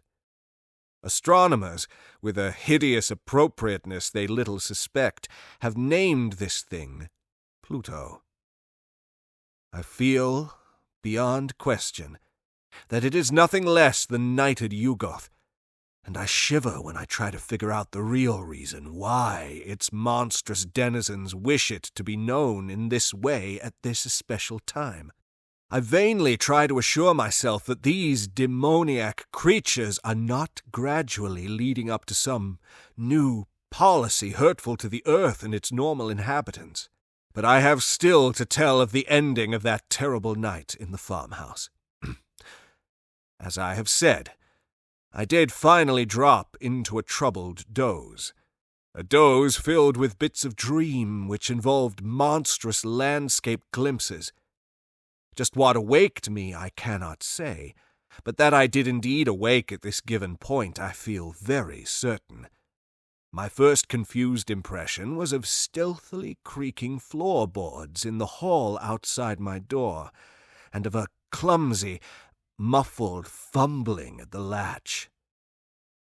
This, however, ceased almost at once, so that my really clear impressions began with the voices heard from the study below. There seemed to be several speakers, and I judged that they were controversially engaged. By the time I had listened a few seconds, I was broad awake, for the nature of the voices was such as to make all thought of sleep ridiculous. The tones were curiously varied, and no one who had listened to that accursed phonograph record could harbor any doubts about the nature of at least 2 of them. Hideous though the idea was, I knew that I was under the same roof with nameless things from abysmal space. For those 2 voices were unmistakably the blasphemous buzzings which the outside beings used in their communication with men.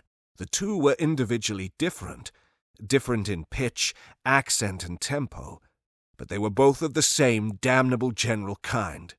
A third voice was indubitably that of a mechanical utterance machine connected with one of the detached brains in the cylinders.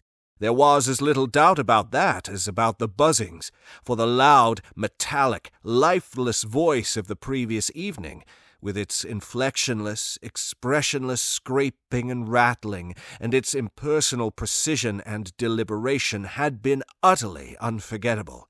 For a time I did not pause to question whether the intelligence beyond the scraping was the identical one which had formerly talked to me, but shortly afterward I reflected that any brain would emit vocal sounds of the same quality if linked to the same mechanical speech producer.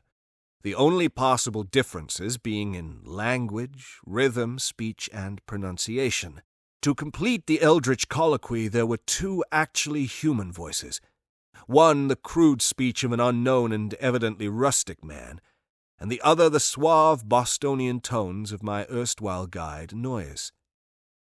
As I tried to catch the words which the stoutly fashioned floor so bafflingly intercepted, I was also conscious of a great deal of stirring and scratching and shuffling in the room below, so that I could not escape the impression that it was full of living beings, many more than the few whose speech I could single out.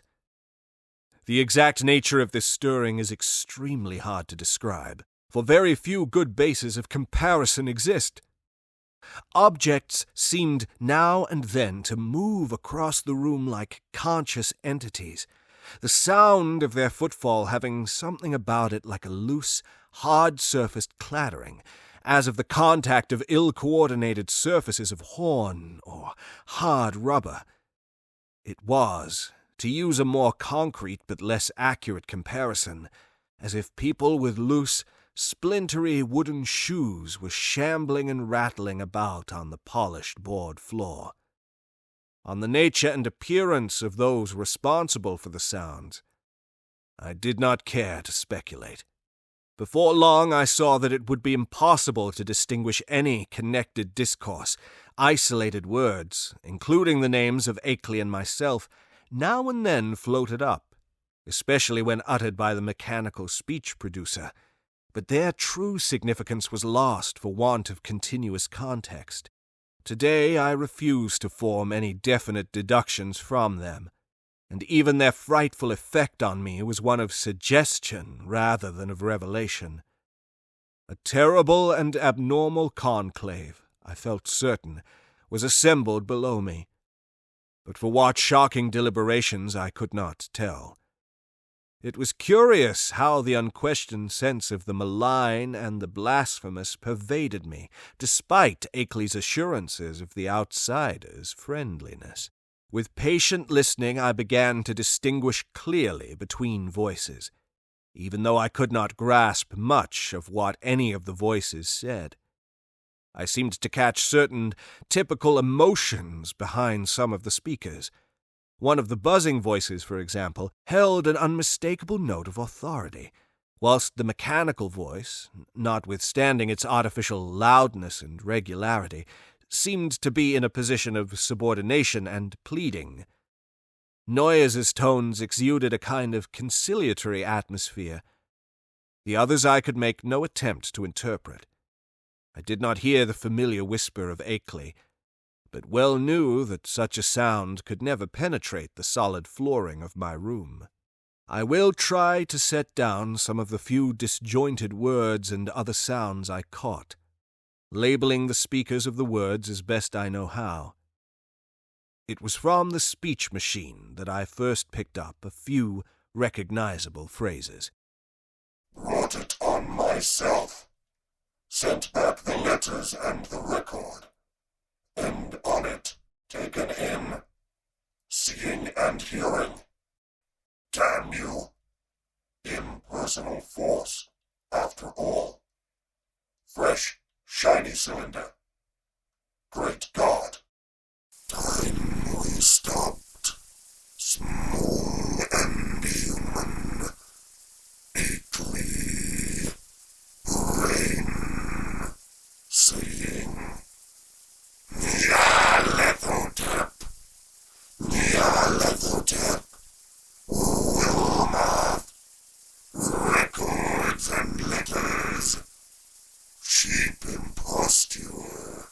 An unpronounceable word or name, possibly Nga-Ktun. Harmless. Peace. Couple of weeks. Theatrical. Told you before. No reason.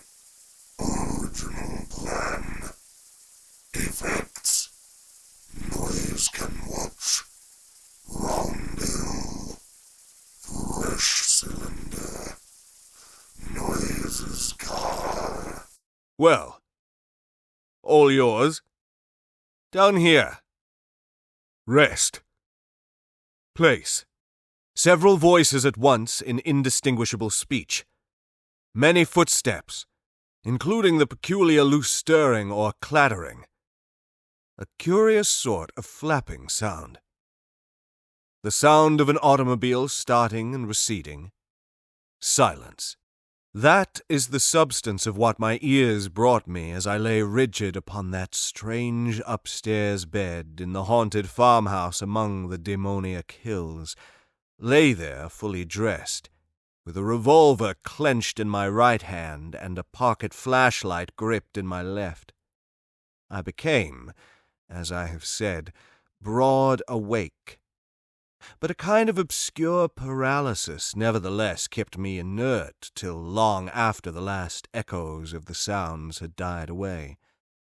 I heard the wooden, deliberate ticking of the ancient Connecticut clock somewhere far below, and at last made out the irregular snoring of a sleeper.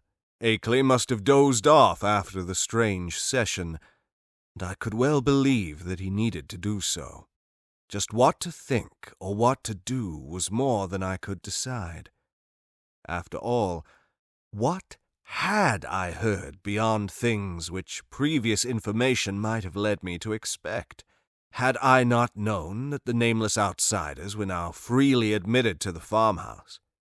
No doubt Akely had been surprised by an unexpected visit from them, yet something in that fragmentary discourse had chilled me immeasurably, raised the most grotesque and horrible doubts, and made me wish fervently that I might wake up and prove everything a dream.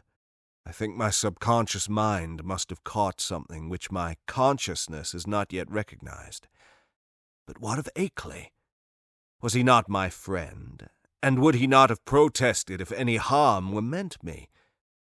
The peaceful snoring below seemed to cast ridicule on all my suddenly intensified fears.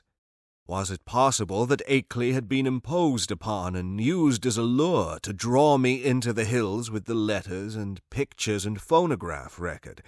Did those things mean to engulf us both in a common destruction because we had come to know too much? Again I thought of the abruptness and unnaturalness of that change in the situation which must have occurred between Akely's penultimate and final letters. Something, my instinct told me, was terribly wrong. All was not as it seemed. That acrid coffee which I refused, had there not been an attempt by some hidden, unknown entity to drug it? I must talk to Akely at once and restore his sense of proportion. They had hypnotized him with their promises of cosmic revelations, but now he must listen to reason. We must get out of this before it would be too late. If he lacked the willpower to make the break for liberty, I would supply it. Or if I could not persuade him to go, I could at least go myself. Surely he would let me take his Ford and leave it in a garage in Brattleboro. I had noticed it in the shed, the door being left unlocked and open now that the peril was deemed past, and I believed there was a good chance of its being ready for instant use. That momentary dislike of Akely which I had felt during and after the evening's conversation was all gone now. He was in a position much like my own, and we must stick together. Knowing his indisposed condition, I hated to wake him at this juncture, but I knew that I must. I could not stay in this place till morning, as matters stood.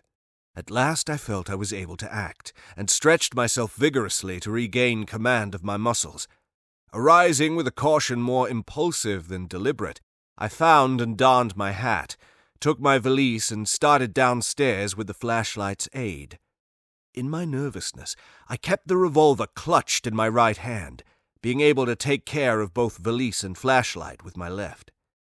Why I exerted these precautions I do not really know, since I was even then on my way to awaken the only other occupant of the house.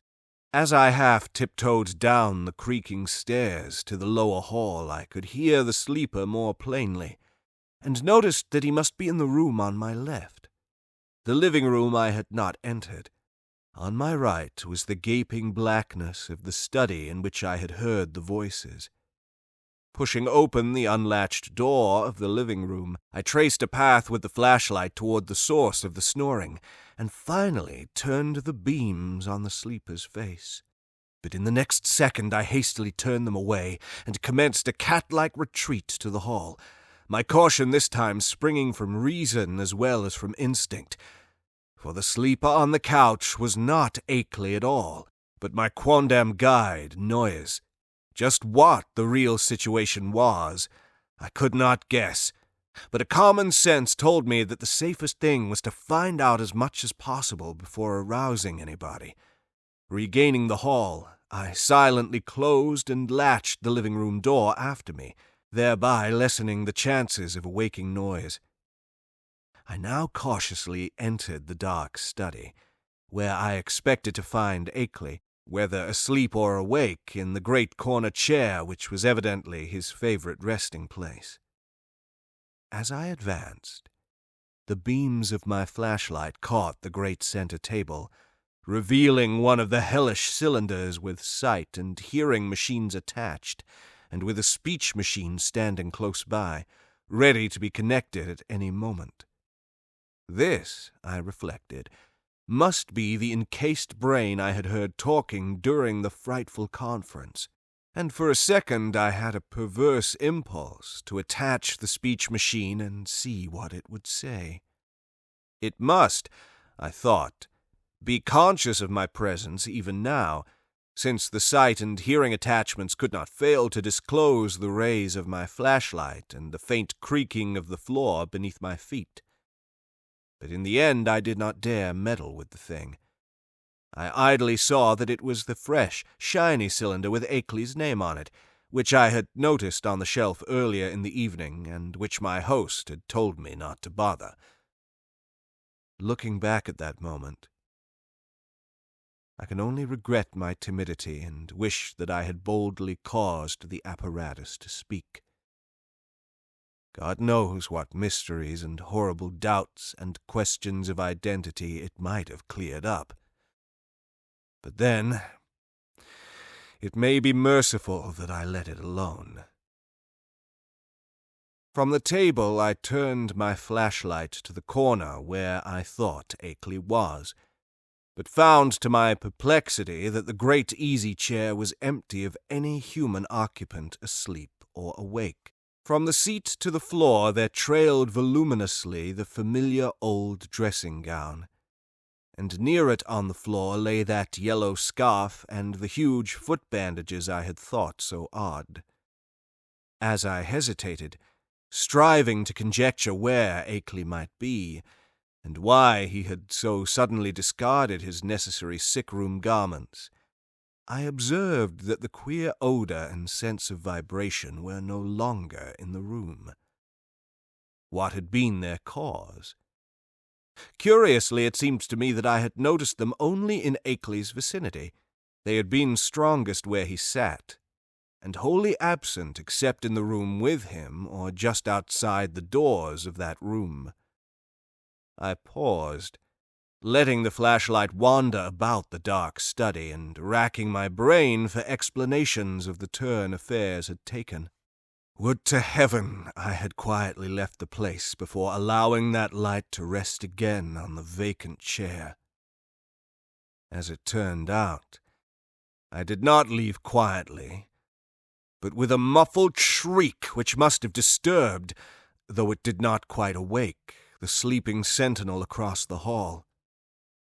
That shriek, and Noyes's still unbroken snore, are the last sounds I ever heard in that morbidity-choked farmhouse beneath the black wooded crest of a haunted mountain, that focus of trans-cosmic horror amidst the lonely green hills and curse-muttering brooks of a spectral rustic land. It is a wonder that I did not drop the flashlight, valise, and revolver in my wild scramble, but somehow I failed to lose any of these. I actually managed to get out of that room and that house without making any further noise, to drag myself and my belongings safely into the old Ford in the shed, and to set that archaic vehicle in motion toward some unknown point of safety in the black, moonless night. The ride that followed was a piece of delirium out of Poe or Rimbaud, or the drawings of Doré. But finally I reached Townsend. That is all. If my sanity is still unshaken, I am lucky. Sometimes I fear what the years will bring, especially since that new planet Pluto has been so curiously discovered.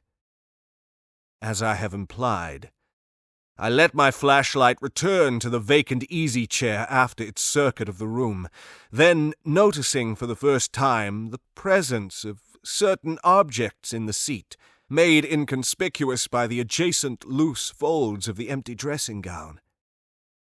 These are the objects, 3 in number, which the investigators did not find when they came later on. As I said at the outset, there was nothing of actual visual horror about them. The trouble was in what they led one to infer. Even now I have my moments of half-doubt, moments in which I half accept the skepticism of those who attribute my whole experience to dream and nerves and delusion. The 3 things were damnably clever constructions of their kind, and were furnished with ingenious metallic clamps to attach them to organic developments of which I dare not form any conjecture. I hope, devoutly hope, that they were the waxen products of a master artist, despite what my inmost fears tell me. Great God! That whisperer in darkness with its morbid odor and vibrations, sorcerer, emissary, changeling, outsider, that hideous repressed buzzing, and all the time in that fresh, shiny cylinder on the shelf. Poor devil. Prodigious surgical, biological, chemical, and mechanical skill. For the things in the chair, perfect to the last subtle detail of microscopic resemblance or identity, were the face and hands of Henry Wentworth Akely. Lovecraft's novellas can seem like a double-edged sword sometimes, can't they? The extra time and space available to build up incidental detail, luxuriate in the slow burn, explore the new scientific concepts, some of which now, of course, are amusingly out of date, is more than welcome, in my opinion anyway. Conversely, and I say this with an awareness of the woefully short attention spans we have now, sections of the narrative can start to feel a bit flabby, like a Shoggoth after a long winter. I definitely felt this was the case here, certainly compared to At the Mountains of Madness. This is an unfair comparison, perhaps, given that Mountains of Madness was written 6 years later, so, the author's mastery of the craft was able to mature over that time. Additionally, there is, in a sense, far less action in Whisperer. Then again, since we're stuck with Wilmarth and Akely, we do have time to get to know them, and therefore what happens to the old hermit is all the more shocking, perhaps. What do you think? The Whisperer in Darkness is positively awash in references. I'm sure you'll have caught a few of them, significant names, entities, what have you. My favourite in-joke, it actually took a couple of takes before I was able to say it with a straight face, was the mention of the Atlantean high priest Clarkash Ton. No doubt a reference, no doubt whatsoever, a reference to Lovecraft's friend, poet and last of the great romantics, Clark Ashton Smith. In fact, as well, the names of Akely and his son, of course, middle name Goodenough, not one you hear too often these days, actually, stem from a travelling companion and a memorable meeting the author had during a trip to Vermont in 1928. So, before the stone slab covering the entry to the tumulus mound of Tom's Terra Trove slides shut, I would like to reiterate, actually, because I mentioned this last week, that I've been in conversation with a variety of New Zealand authors of short-form horror, because I really, really want to be able to bring you guys some stories from our shores, from our place, horror from down under, on the podcast in the near future. And speaking of the near future, TTT will be going off the air, in a manner of speaking, from the middle of November until early February, as I will be taking part in some fairly intense schooling, teaching English as a second language. Anyway, fear not, or do, actually. See, I'm just repeating this from last week. Anyway, I'm going to be recording a variety of bonus stories, including some of the Kiwi ones, I hope, for release, and maybe also one of the lights out stories like the one I did for Halloween, so more of a radio play in which I'll play all the characters just for a laugh. I'm going to be recording a variety of these for release every 2 weeks in the interim. However, ding ding ding, these will only be available to those who donate to the Ko-Fi Coffee page as a way of saying thank you for doing so. With that in mind, I'm also looking at ways to expand what TTT is capable of, and, cool stuff I can bring you guys, interviews, additional stories, maybe some choose-your-own-adventure type stuff, and also more input from you over what you might like to hear recorded. I've got some big plans. So, if you have enjoyed this episode, as I said at the beginning, do subscribe, stick around. We've still got some very exciting tales to come. The conclusion of The Crawling World coming next week, and more besides. And then I'll be back with a vengeance in early 2026. Now, this is a one-man operation, as you can probably tell, apart from the wonderful voice actors who contribute their talents to The Crawling World, and therefore liking, subscribing, commenting, and rating wherever you happen to be listening helps out the podcast/channel immensely. And my thanks, my very, very sincere thanks to those of you who do show your support. Well, without further ado, cheers for listening. Ka kite. I will bid you good night and farewell for now. Take care. It's a scary world out there.